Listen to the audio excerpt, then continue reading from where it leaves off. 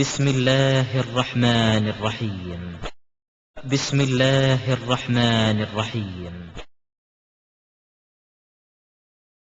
அஸ்ஸலாமு அலைக்கும் வரஹ்மத்துல்லாஹி வபரகாத்துஹு.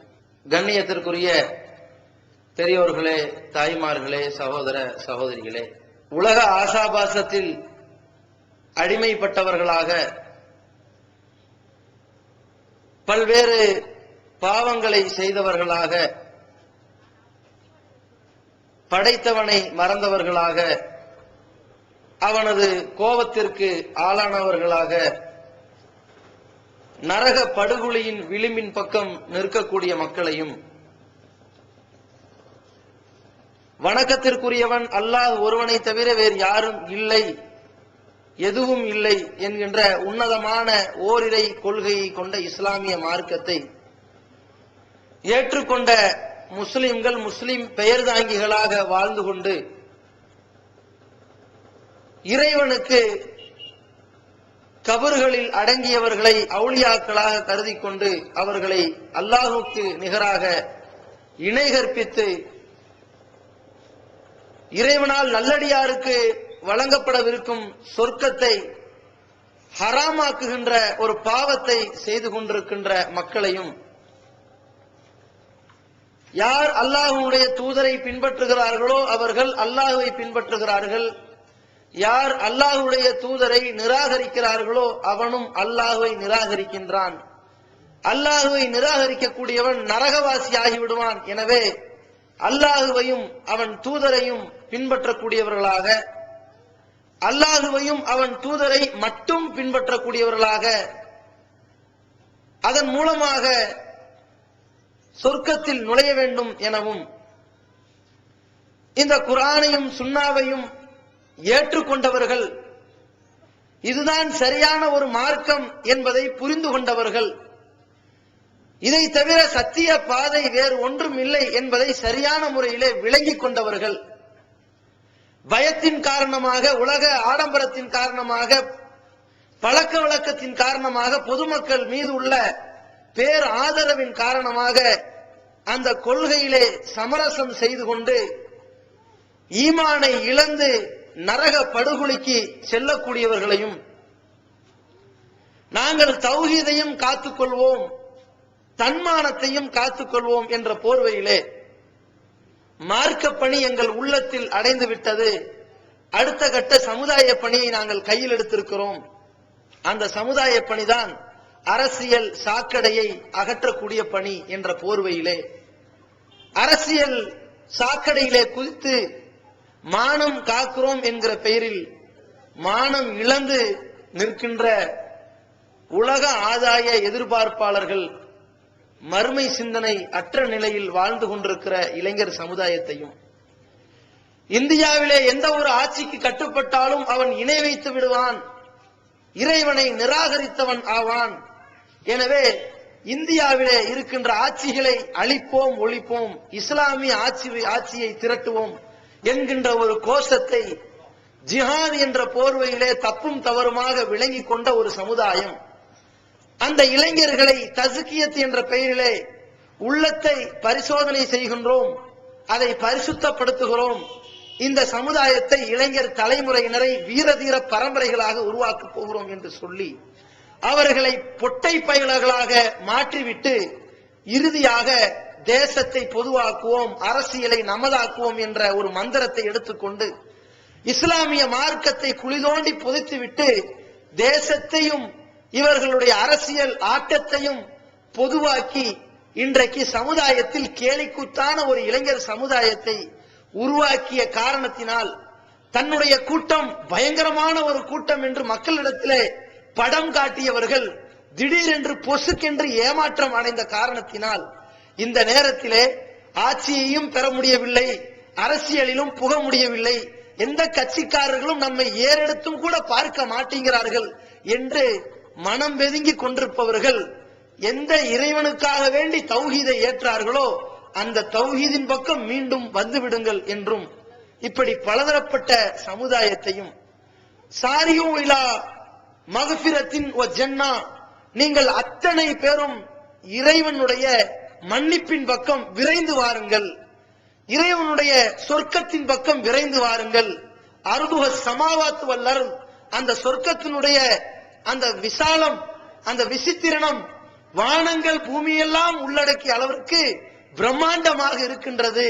எனவே சொர்க்கத்தின் பக்கம் வாருங்கள் என்று இப்படிப்பட்ட பல அமைப்புகளாக, பல குழுக்களாக, பல கொள்கை கோட்பாடுகள் கொண்டவர்களாக வாழ்ந்து கொண்டிருக்கிற மக்களை அன்புடன் அழைக்கின்றோம் என்கிற தலைப்பில் தான் நாம் சில கருத்துக்களை பதிவு செய்ய இருக்கின்றோம். இந்த தலைப்பின் கீழ் நாம் சொல்லக்கூடிய சில விஷயங்கள், அதில் குறிப்பிடக்கூடிய சில நபர்கள் என்றால் இந்நாளு இந்த அமைப்பு என்றல்ல, இந்த கொள்கையை சார்ந்த இந்த கூட்டம் என்றுதான்.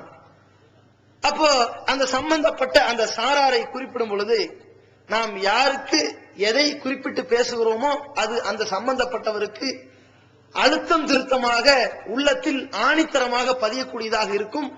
அந்த அளவிற்கு குறிப்பிட்ட சில சகோதரர்களை, அவருடைய கொள்கைகளை பற்றி நாம் சொல்கிறோம்.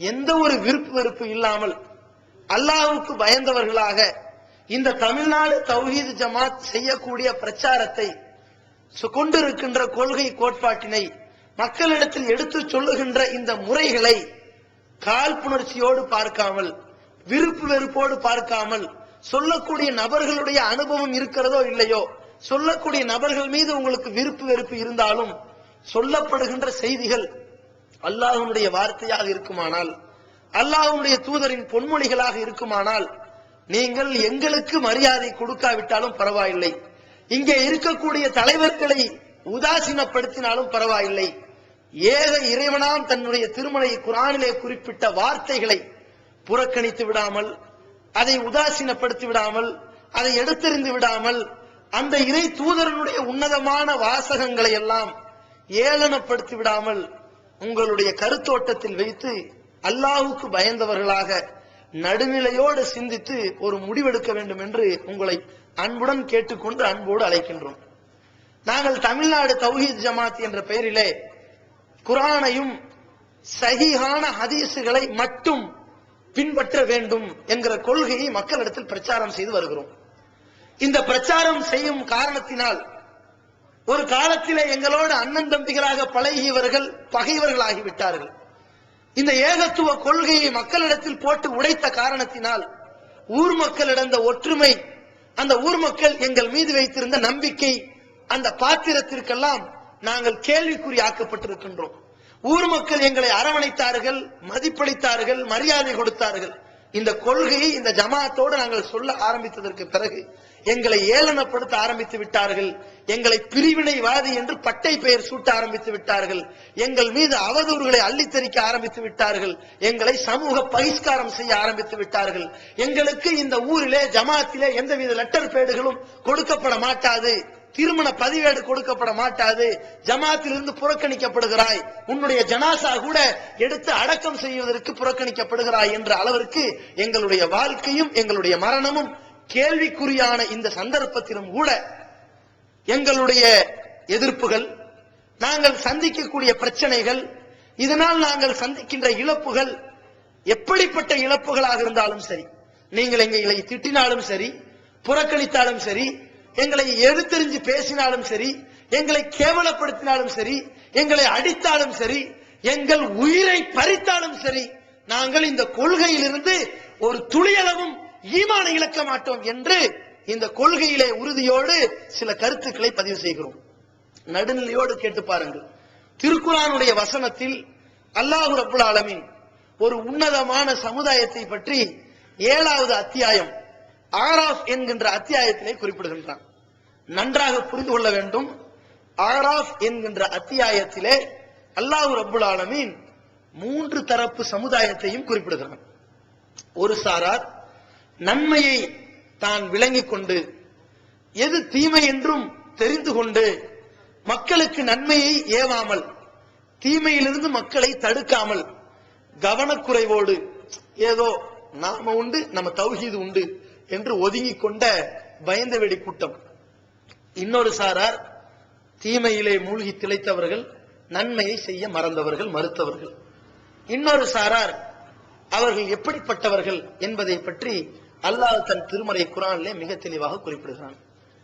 அல்லாஹ்வுக்கு பயந்து இந்த உலகத்தில் இந்த சத்திய மார்க்கத்தை சொல்லாவிட்டால், நன்மையை ஏவாவிட்டால், தீமையை தடுக்காவிட்டால், நாளைக்கு அல்லாஹ் எங்களை பிடிப்பானே. நீ இந்த நன்மையை தெரிந்து கூட ஏன் இந்த நன்மையான காரியத்தை இந்த சமுதாயத்திற்கு சொல்லவில்லை? நன்மையை செய்ய மறந்தவர்களுக்கு ஏன் அதை புத்திமதி புகட்டவில்லை என்று அல்லாஹ் கேட்பானே. அதற்கு ஒரு காரணம் சொல்ல வேண்டுமே. இறைவா, நான் சொன்னேன், நான் எடுத்துரைத்தேன், அவர்கள் கேட்கவில்லை என்று ஒரு காரணம் சொல்ல வேண்டுமே. ஒரு தீமை என்று தெரிந்து கூட, அது பாவம் என்று புரிந்து கூட, அதை அந்த மக்கள் செய்வார்களேயானால் நரக படுகொலைக்கு போய்விடுவார்கள் என்று விளங்கி கூட ஏன் நீ அவர்களை அந்த பாவத்திலிருந்து தடுக்காமல் விட்டாய் என்று அல்லாஹ் நம்மை விசாரிப்பானே. நாளை விசாரிக்கும் பொழுது, இறைவா, எங்களால் முடிந்த வரைக்கும் நாங்கள் தடுத்தோம், எச்சரிக்கை செய்தோம், புறக்கணித்தோம், கைகளால் தடுத்தோம், நாவுகளால் தடுத்தோம், நாங்களும் வெறுத்து ஒதுங்கிக் கொண்டோம் என்ற ஒரு காரணம் சொல்ல வேண்டும் அல்லவா என்பதற்காகவே பிரச்சாரம் செய்கின்ற ஒரு கூட்டம். இந்த 3 சாராரை பற்றி அல்லாஹ் குறிப்பிடுகிறான். இதிலே யார் நன்மையை ஏவுகிறார்களோ, யார் தீமையை தடுக்கிறார்களோ, அவர்களை இன்னும் சிலாகித்து, இன்னும் அவர்களை மிகப்பெரிய ஒரு பட்டத்தையும் சான்றிதழையும் வழங்கி, அதே சூரத்துல் ஆராஃபிலே அல்லாஹ் குறிப்பிடுகின்றான். அந்த வசனத்தை மட்டும் உங்களுக்கு முன்னால் சமர்ப்பிக்கிறேன், அல்லாஹ்வுடைய வார்த்தையை அப்படியே எடுத்து வைக்கின்றேன், எந்தவித காழ்ப்புணர்ச்சியும் இல்லாமல். இந்த ஜமாத்தை நீங்கள் தயவு செய்து மறந்து விடுங்கள். தமிழ்நாடு தௌஹீத் ஜமாத் என்ற பெயரை மறந்து விடுங்கள். எந்த ஒரு அமைப்பாக இருந்தாலும் சரி, எந்த அமைப்பில் நீங்க இருந்தாலும் சரி, உங்கள் அமைப்பில் இருந்து நீங்கள் யோசிக்காதீர்கள். அந்த அமைப்பிலிருந்து நீங்க வெளியே வந்துருங்க. நான் என் அமைப்பிலிருந்து நான் அதை யோசிக்கவில்லை. நான் நடுநிலையோடு பேசுகிறேன். நான் நடுநிலையோடு அல்லாஹ்வுக்கு பயந்து சில கருத்துக்களை வைக்கிறேன். நீங்களும் நான் சொல்வது உண்மைதானா என்பதை அல்லாஹ்வுக்கு பயந்து நீங்கள் யோசித்துக் கொள்ளுங்கள். அது உண்மை என்றால் ஏற்றுக்கொள்ளுங்கள். நீங்கள் ஏற்றுக்கொண்டால் உங்களுக்கும் நன்மை, எனக்கும் நன்மை. நீங்கள் ஏற்றுக்கொள்ளாவிட்டால் உங்களுக்கு இந்த உண்மை மார்க்கத்தை சொல்லிவிட்டதற்கான எனக்கு நன்மை கிடைக்கும், உங்களுக்கு பாவம் கிடைக்கும். நாளைக்கு மறுமையில் அல்லாஹ் என்னை விசாரிக்கும் பொழுது, இறைவா, நான் தெளிவாக சொல்லிவிட்டேன் என்று நான் தப்பித்துக் கொள்வேன் என்பதற்காக சில விஷயங்களை சொல்கிறேன். நான் சொல்லக்கூடிய இந்த விஷயம் ஏதோ நபிகள் நாயகம் ஸல்லல்லாஹு அலைஹி வஸல்லம் அவர்களுக்கு பின்னால் ஏகத்துவ பிரச்சாரத்தை இந்த 1400 ஆண்டுகளுக்கு பிறகு ஒரு 20 ஆண்டுகளாக தமிழகத்திலே செய்யக்கூடிய இந்த ஜமாத் திடீரென்று இந்த வசனத்தை நேற்று இறங்கியது போல புதிதாக ஒரு புனர் நிர்மாணம் செய்கிறார்கள் என்று நீங்கள் விளங்கிக் கொள்ளக்கூடாது. நாம் குறிப்பிடக்கூடிய இந்த ஆயத், ஆராஃப் என்ற அத்தியாயத்திலே பதிவு செய்யப்பட்டிருக்கிற இந்த வசனம் அல்லாஹ்வுடைய வார்த்தை. ஏன் என்று அல்லாஹ்வுடைய வார்த்தை என்று சொல்கிறேன் என்றால், பெருமானார் ஸல்லல்லாஹு அலைஹி வஸல்லம் அவர்கள் சொன்னார்கள், இந்த அல்லாஹ்வுடைய வார்த்தைக்கான வெயிட் என்ன தெரியுமா? அல் குர்ஆன் ஹப்லுல்லாஹ். மக்களை அறிந்து கொள்ளுங்கள், திருக்குர்ஆன் என்பது அல்லாஹ்வுடைய கயிறு. வஅதஸிமு பிஹப்லில்லாஹி ஜமீஆ வலா தஃபர்ரகு என்று ஒரு கட்சிக்காரர்கள், அதாவது தனக்கு என்று ஒரு கட்சியை வைத்துக் கொண்டார்கள், தனக்கு என்று ஒரு சின்னத்தை வைத்துக் கொண்டார்கள். ஆனால் ஒரு ஆளுங்கட்சி 3 சீட்டு கொடுத்தார்கள் என்பதற்காக வேண்டி தன் மான மரியாதை எல்லாம் இழந்துவிட்டு அந்த சின்னத்திலேயே நாங்கள் போட்டியிடுவோம், எங்களுக்கு வழங்கிய 3 சீட்டுக்காக 234 தொகுதியிலும் நாங்கள் பாடுபடுவோம் என்று சமுதாய அக்கறையெல்லாம் குழி தோண்டி புதைத்து விட்டு இந்த சுய லாபத்திற்காக, சீட்டுக்காக, ஓட்டுக்காக ஒரு கூட்டம் திரிந்து கொண்டிருக்கிறது. மக்களால் எண்ணி கூட்டி பார்க்கக்கூடிய அளவிற்கு ஒரு சிறிய கூட்டம். அந்த சிறிய கூட்டம் இந்த வசனத்தை அதிகமாக புழக்கம் செய்வார்கள்.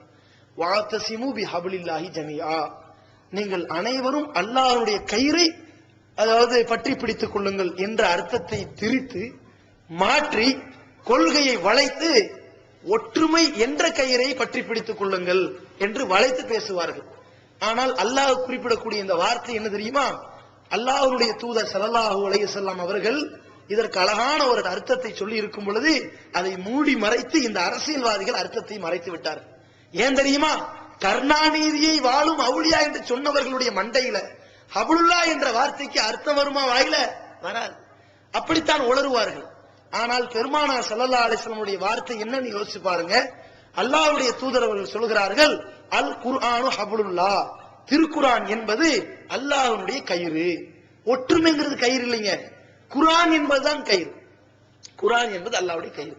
ஏன் கயிறு என்று நபி ஸல்லல்லாஹு அலைஹி வஸல்லம் குறிப்பிட்டார்கள் தெரியுமா? தர்ஃபுஹு பியதில்லாஹ், இந்த குர்ஆன் என்ற கயிறு, இந்த கயிற்றுக்கு 2 முனை இருக்கும். இதனுடைய ஒரு முனை அல்லாஹ்வுடைய கையில் இருக்கின்றது. வ தர்ஃபுஹு பி ஐதின் நாஸ், இந்த கயிறினுடைய இன்னொரு முனை மக்களுடைய கரங்களில் இருக்கின்றது. அது குர்ஆன் கையில் இருக்கிறது. அதாவது மனிதர்களுக்கும் அல்லாஹ்வுக்கும் இடையில் கயிறாக இந்த குர்ஆன் இருக்கிறது. ஏன் இதை அல்லாஹ் கையில் பிடித்திருக்கிறான், நாம் இதை கையில் பிடித்திருக்கிறோம், என்ன விளக்கம் அப்படின்னு கேட்டா, இது அல்லாஹ்வுடைய வார்த்தை, அல்லாஹ்வுடைய உரையாடல், அல்லாஹ்வுடைய சொற்கள், அல்லாஹ்வுடைய அந்த கலாமை நாம் இறைவனுடைய வார்த்தையை கையிலே சுமந்து கொண்டிருக்கின்றோம், அதை பார்த்து கொண்டிருக்கின்றோம். அதை வாசித்துக் கொள்ளும் பொழுது, அதன் பிரகாரம் நடக்கும் பொழுதுதான் நாம் மதிப்பு செலுத்துகின்றோம். இப்படிப்பட்ட இந்த வார்த்தையை பெருமானார் ஸல்லல்லாஹு அலைஹி வஸல்லம் அவர்கள் சொல்கிறார்கள், தமஸ்ஸகு லன் துஹ்லிகு அபதா. அல்லாஹ்வுடைய கையில் ஒரு முனையும் மக்களுடைய கையில் இன்னொரு முனையும் இருக்கின்ற இந்த திருக்குர்ஆனை நீங்கள் பற்றி பிடித்துக் கொள்ளுங்கள், ஒரு காலத்திலும் வழி தவற மாட்டீர்கள் என்று சொன்னார்கள்.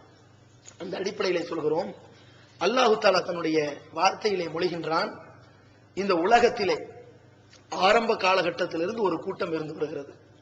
அந்த கூட்டம் எந்த கொள்கையை சொன்னதோ அந்த கூட்டத்தினுடைய நபியும் அந்த கொள்கையை சொன்னார்.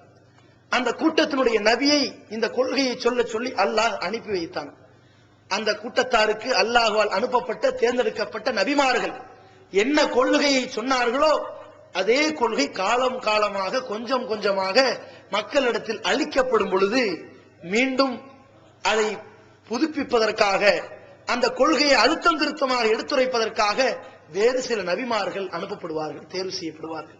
இப்படித்தான் எல்லா காலத்திலும் ஒரு கூட்டம் இருந்து வந்தது என்பதாக அல்லாஹ் சொல்கிறான். அப்படி சொல்லிவிட்டு நபிகள் நாயகம் ஸல்லல்லாஹு அலைஹி வஸல்லம் அவர்களை பற்றி குறிப்பிடுகிறான். அல்லாஹ்வுடைய தூதர் அவர்கள் இந்த பின்னாடி ஒரு சமுதாயத்திற்கு தூதரா தேர்ந்தெடுக்கப்பட்டிருக்கிறாங்க. அந்த தூதருக்கு தோழர்களும் இருக்கிறாங்க. இந்த கூட்டம் எப்படிப்பட்டது தெரியுமா என்று அதை பற்றி ஒரு விளக்கத்தை அல்லாஹ் சொல்கிறான். அந்த விளக்கத்திற்கு ஏற்ப, அந்த கூட்டத்தை பற்றி அல்லாஹ் சிலாகித்து சொன்னதற்கு ஏற்ப இன்றைக்கு நம்ம தேசத்துல, நம்ம உலகத்துல, நம்ம வாழ்ற பகுதியில யார் சரியாக அல்லாஹ் சொன்ன விளக்கத்தின் அடிப்படையில் நடக்கிறாங்க என்று கொஞ்சம் யோசிச்சு பாருங்க. அல்லாஹ் சொல்கிறான், அல்லதீன, இந்த சஹாபா பெருமக்கள், உத்தம சத்திய தோழர்கள், பெருமானார் ஸல்லல்லாஹு அலைஹி வஸல்லம் அவர்களோடு இந்த சத்திய மார்க்கத்தை ஏற்றுக்கொண்டவர்கள், யத்தபிஊன ரசூலன் நபியில் உம்மிய, ஒரு தூதரை பின்பற்றுகிறார்கள். அந்த தூதர் எழுத படிக்க தெரியாதவர், நபியாக தூதராக ரசூலாக இருக்கிறார், உம்மிய எழுத படிக்க தெரியாதவராக இருக்கிறார். ஆனால் இந்த தூதர் எப்படிப்பட்டவர் தெரியுமா?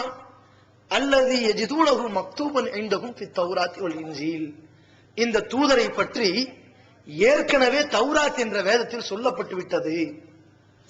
இந்த தூதரை பற்றி ஏற்கனவே இன்ஜீல் என்ற முன் வேதங்களில் சொல்லப்பட்டு விட்டது. இந்த தூதரை பற்றியும் தூதருடைய தோழர்களை பற்றியும் அவர்களுடைய காரியங்களை பற்றியும் அவர்களுக்கு கிடைக்கின்ற வெற்றியை பற்றியும் அல்லாஹ் மிக தெளிவாக சொல்லிவிட்டான்.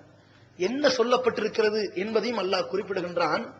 அல்லது யஜிதூனஹு மக்தூபன் இன்தஹும் ஃபி தௌராத்தி வல் இன்ஜீல், அவர்களுக்கு இருக்கக்கூடிய அந்த தௌராத் இன்ஜில் வேதத்திலே ஏற்கனவே எழுதப்பட்டிருக்கின்றது, கூறப்பட்டிருக்கிறது.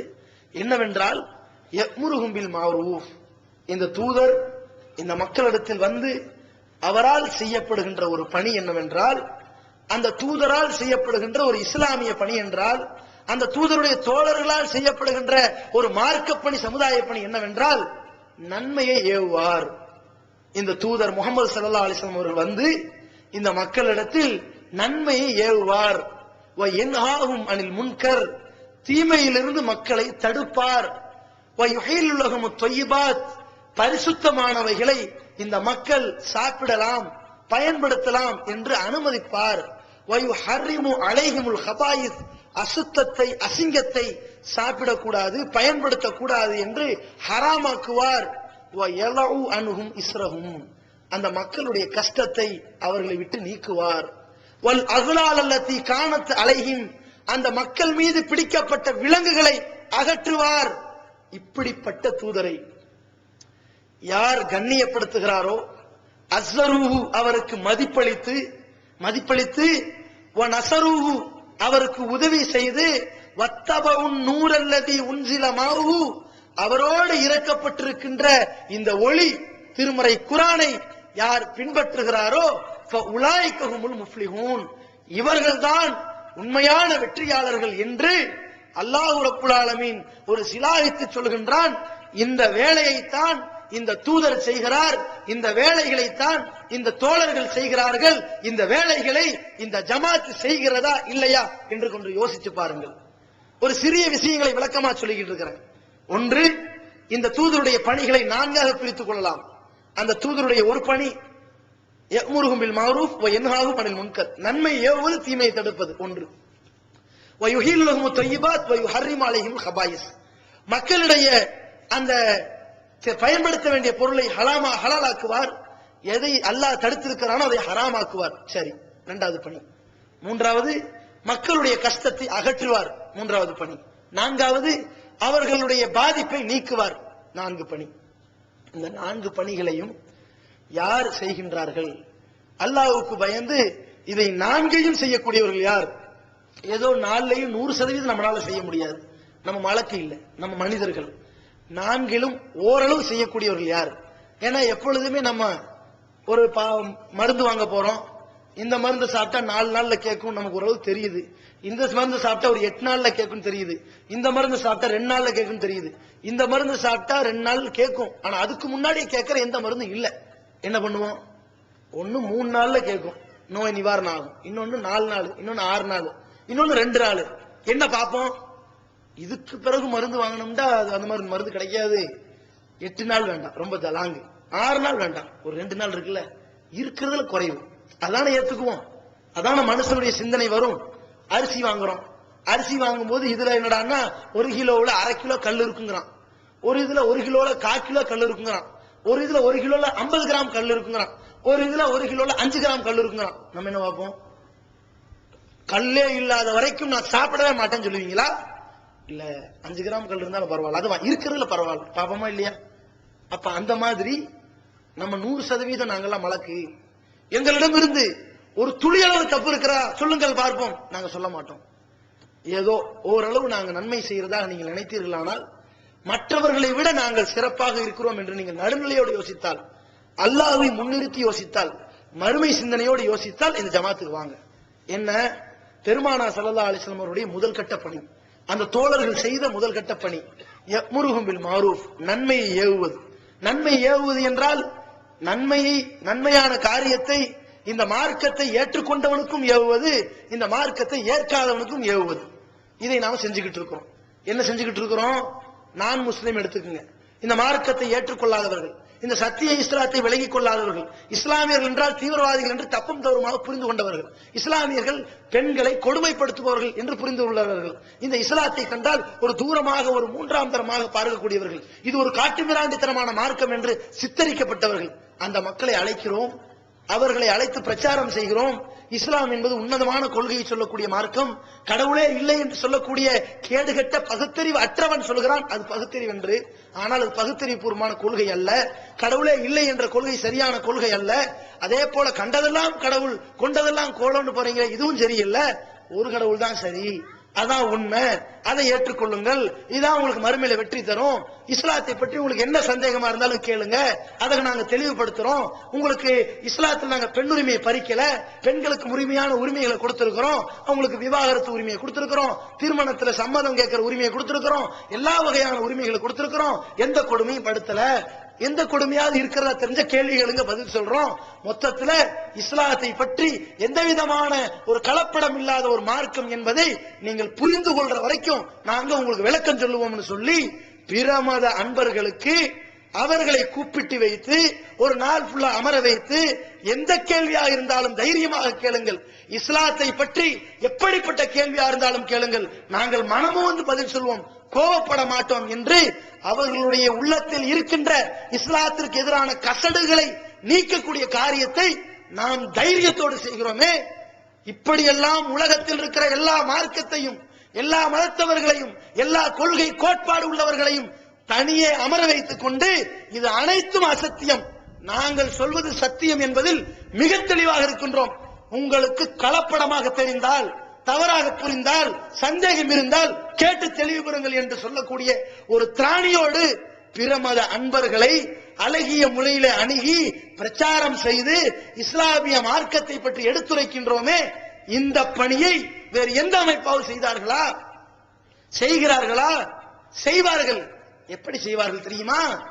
நாம ஒரு பள்ளிவாசல வச்சு கூட இதை செய்வோம், ரோட்ல வச்சு கூட செஞ்சிருவோம், ஜும்மால வச்சு கூட செஞ்சிருவோம், ஒரு சின்ன மண்டபம் படிச்சு செய்வோம். சிலர் செய்வார்கள், நான் உலகத்திற்கே சொல்கிறேன் என்று செய்வார்கள். திடீரென்று ஒரு சினிமா படம் போட ஒரு சவுண்ட் வரும், திடீர்னு வானம் இடியும், திடீர்னு மழை வரும், திடீர்னு ஒரு தனியா நடந்து வருவார், திடீர்னு பறந்து வந்து இறங்குவார். இப்பொழுது பதிலளிக்க போகிறார் அப்படின்னு அவரை காட்டுறதுக்கே ஒரு பல லட்சம் செலவு பண்ணிருப்பாங்க. அதுக்கப்புறம் கேள்வி கேட்பான். கேள்வி கேட்கிறவன் பணக்காரனுக்கு மட்டும்தான் பதில்.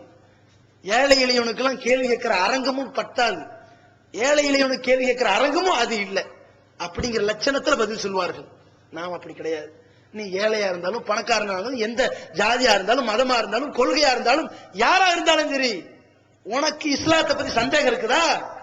நான் இஸ்லாத்தை தெளிவா புரிஞ்சிருக்கிறேன், இந்த மார்க்கம் தப்பான மார்க்கம் இல்ல, இதை புரிந்த முஸ்லிம்கள் வேணா தப்பா இருக்கலாம், உன் தப்பு என்னன்னு சொல்லு, உன் சந்தேகம் என்னன்னு சொல்லு, நாங்க விளக்கம் தரோம்னு சொல்லி இஸ்லாத்தை பற்றி அதன் உன்னதத்தை பற்றி எடுத்து சொல்லிக் கொண்டிருக்கிறோமே. அவன் இந்த உலகத்தில் வாழும் பொழுது பல கடவுள் கொள்கையோடு மரணித்து விட்டால், யகூதி நசாராவாக மரணித்து விட்டால், இறைவனுக்கு இணை வைத்த நிலையில் மரணித்து விட்டால் நரக படுகொலிக்கு போய்விடக் கூடாது என்பதை கருதி நன்மையை ஏவுவதற்காக இப்படி ஒரு திட்டத்தை வைத்திருக்கிறோமே.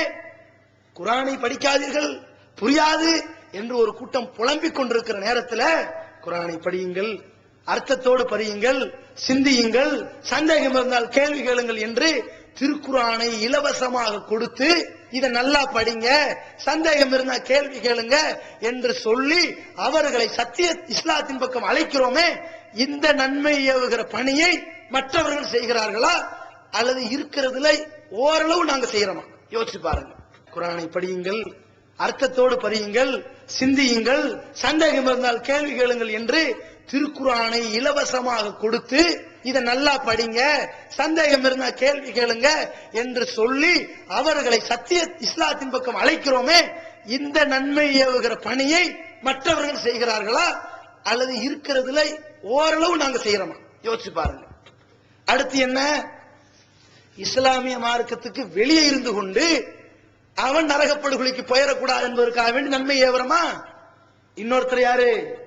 இஸ்லாமிய பெயர் தாங்கியா இருந்து கொண்டு நாங்கள் அல்லாஹ்வை மட்டும்தான் வணங்குவோம் என்று வாயளவில் சொல்லிக் கொண்டு அவுலியாக்களிடத்தில் உதவி தேடிக் கொண்டிருப்பவர்களை அழைத்து இஸ்லாம் ஒரு எளிய மார்க்கம்ங்கிற நிகழ்ச்சி நடத்தி, முஸ்லீம்கள் உங்களுக்கு சந்தேகம் இருக்கா கேளுங்க, குர்ஆன்ல சந்தேகமா கேளுங்க, ஹதீஸ்ல சந்தேகமா கேளுங்க, நீங்க செய்து கொண்டிருக்கின்ற சில அனாச்சாரங்கள் விஷயம் கேளுங்க, எது செய்யலாம் எது செய்யக்கூடாது, எது மார்க்கத்துல இருக்கு எது இல்ல, எது நல்லது எது கல்லது என்று நாங்க பதில் சொல்றோமே.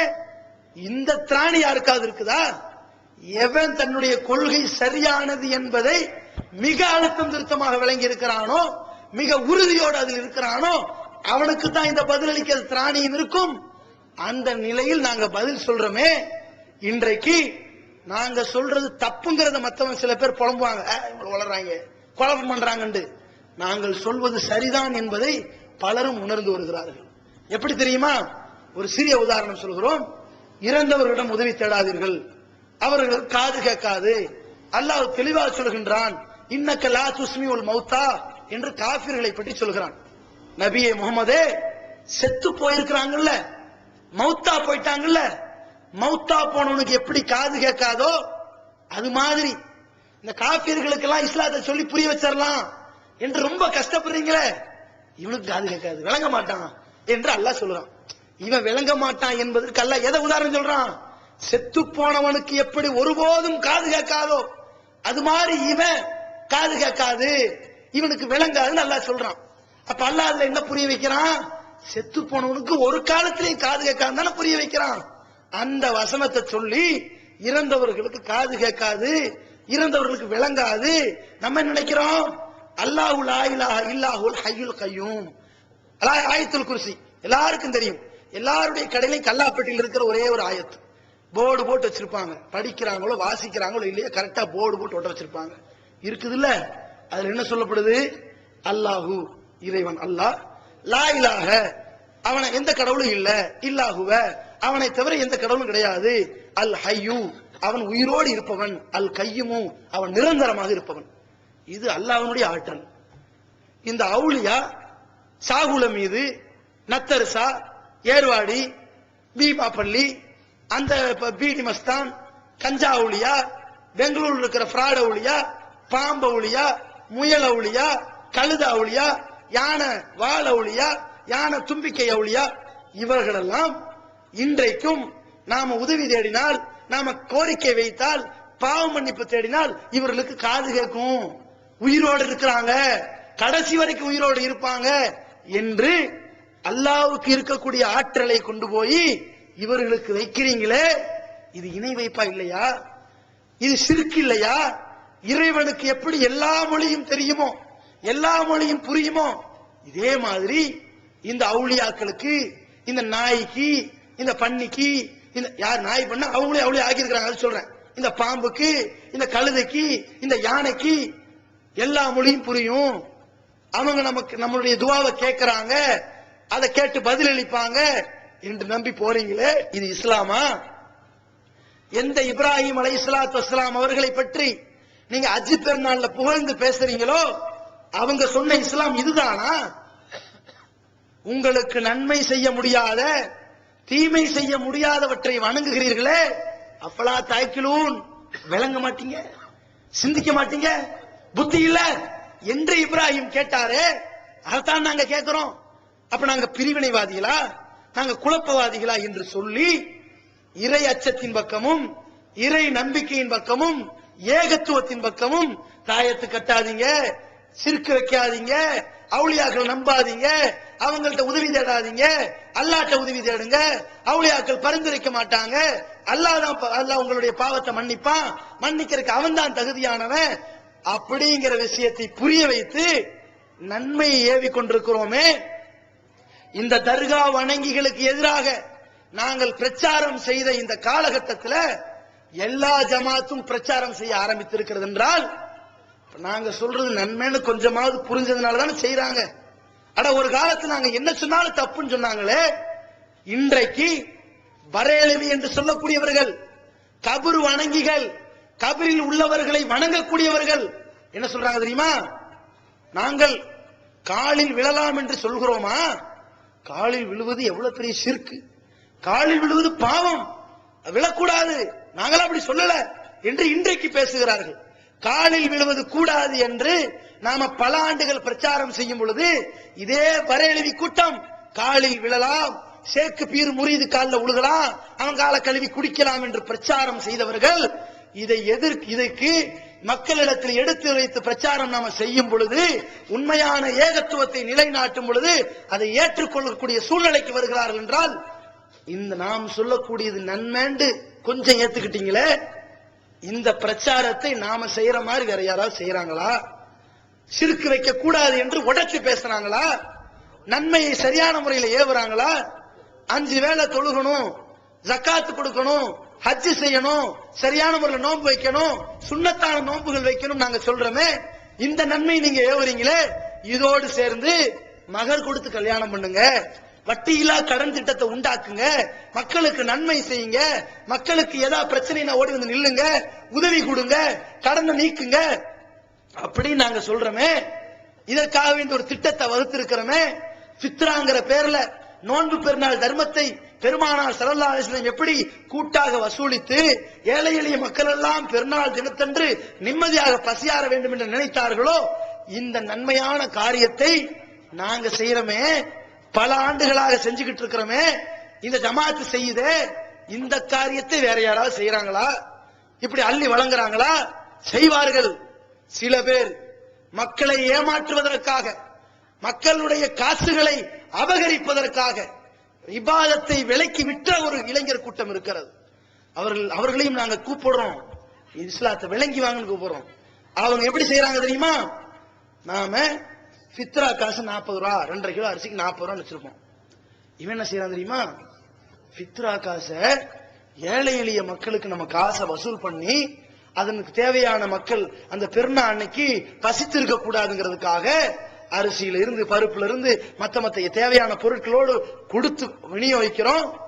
பல நூற்றுக்கணக்கான ஏழை குடும்பங்களை நிம்மதியான முறையில அவங்க அனுப்பி வைக்கிறோம். ஒரு குடும்பத்துக்கு 200 ரூபாய் மதிப்புள்ள ஃபித்ரா பொருள் தேவை கொடுத்துறோம். தலைமையில உத்தரவு போடுறோம், 250 ரூபாய்க்கு மேல எந்த குடும்பத்துக்கு ஃபித்ரா தராத. ஏன் நீ பாட்டுக்கு 10 பேருக்கு 1000 ரூபாய் கொடுத்தா 10,000 முடிஞ்சு போயிடும். 100 ஏழை இருந்தா என்ன பண்ணுவ?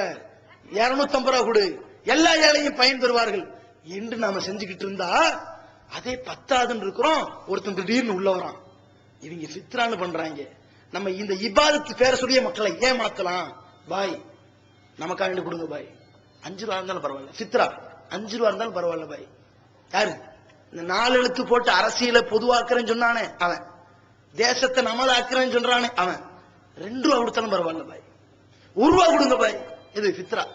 ஏழை எளியவனுக்கு 1 ரூபாய்க்கு ஒரு குச்சி மிட்டாய் கூட வாங்க முடியாது, 1 ரூபா கொடுத்தாலும் பரவாயில்ல பாய்னு வாங்கி மோசடி பண்றானே. இந்த சமுதாயத்துக்கு இடையில தமிழகத்துல பல கோடிக்கணக்கான ரூபாய்களை நெட்வொர்க்காக வசூல் பண்ணீங்க. 15 கோடி ரூபாய் ஒவ்வொரு கிளையிலையும் மாவட்டத்திலையும் 800 கிளைகள், 42 மாவட்டங்கள் இந்த தலைமை வசூலித்து இந்த உள்நாட்டிலிருந்து வெளிநாட்டுக்கு போயிருக்கக்கூடிய சகோதரர்கள் அவன் தன் குடும்பத்துக்கு அனுப்பி வச்சு, இந்த குடும்பத்துக்காரன் தலைமைக்கு அனுப்பி வச்சு 15 கோடி ரூபாய்களில் எத்தனை லட்சம் முஸ்லிம்கள் பாதிக்கப்பட்டிருக்கிறார்களோ, ஏழை எளிய மக்கள் இருக்கிறார்களோ அவர்களை ஈண்டெடுத்து அவர்களை பராமரித்து பெருநாள் அன்றைய தினத்திலே எந்த ஒரு முஸ்லிமும் பட்டினியோடு இருக்கக்கூடாது என்று ஒரு நிர்வாக செட்டப்ல கொண்டு வந்து உதவிகளை செய்து கொண்டிருக்கிறோமே. இந்த நன்மைகளை வேறு யாராவது செய்யறாங்களா? நடுநிலையோடு யோசிச்சு பாருங்க. அதே மாதிரி குர்பானி இறைச்சிகளை விநியோகம் பண்றமே, வேற யாராவது செய்யறாங்களா? அந்த குர்பானி தோள்களை ஒட்டுமொத்தமா மதரசாவு குத்தகை எடுத்து 500 ரூபாய்க்கும் 1000 ரூபாய்க்கு வித்து போட்டு அந்த மதரசாவுக்கே அர்ப்பணம் பண்ணிடுறாங்களே. மதரசால படிக்கிற பசங்களுக்கு ஏற்கனவே நன்கொடை வந்து கொட்டி கிடக்கும், செலவழிக்கிறதுக்கு ஆள் இருக்காது, திங்கிறதுக்கு மாணவன் இருக்க மாட்டான். எல்லா மதரசாயும் கணக்கு எடுத்துவாங்க. போய் தமிழ்நாட்டில் தாய் கல்லூரியால் இருக்கிற பாக்கியத்துல இருந்து எல்லாத்தையும் கணக்கு எடுத்துட்டு வாங்க. ஒவ்வொரு மதரசாலையும் 15 வருஷத்துக்கு முன்னாடி எத்தனை பேர் படிச்சான், இப்ப எத்தனை பேர் படிக்கிறான், இவனுக்கு இத்தனை லட்சம் ரூபாய் மதிப்புல தோல் தேவையா பாருங்க. நாம் என்ன பண்றோம்? பெருமானார் ஸல்லல்லாஹு அலைஹி வஸல்லம் அவர்கள் சொன்னார்கள், குர்பானியினுடைய அந்த இறைச்சியினுடைய அதை அறுக்கக்கூடியவனுக்கு, அந்த தோலை உளிக்கக்கூடியவனுக்கு கூலிய தனியா கொடுத்துருங்க, தோலை கூலியா கொடுத்துறாதீங்க, இறைச்சியை கூலியா கொடுத்துறாதீங்க, அது ஏழைகளுக்கு போகணும்டாங்க. இந்த எச்சரிக்கையை பயந்து ஏழைக்குத்தான் அது செல்ல வேண்டும் என்று உணர்ந்து இந்த தோலை விற்பனை செய்து எப்படி வைப்பான்? தர ரேட்டுக்கு 400 ரூபான்னு கேட்பான். இது ஏழை எளிய மக்களுக்கு போகணும். குர்பானியுடைய தோல் 800 ரூபாய்க்கு எடுத்துக்க என்று சொல்லி ஒரு தோல் 800 ரூபாய்ங்கிற மேனிக்கு 10 தோல் 8000, 100 தோல் 80,000 ரூபாய், லட்சம் தோலை விற்கிறோம்.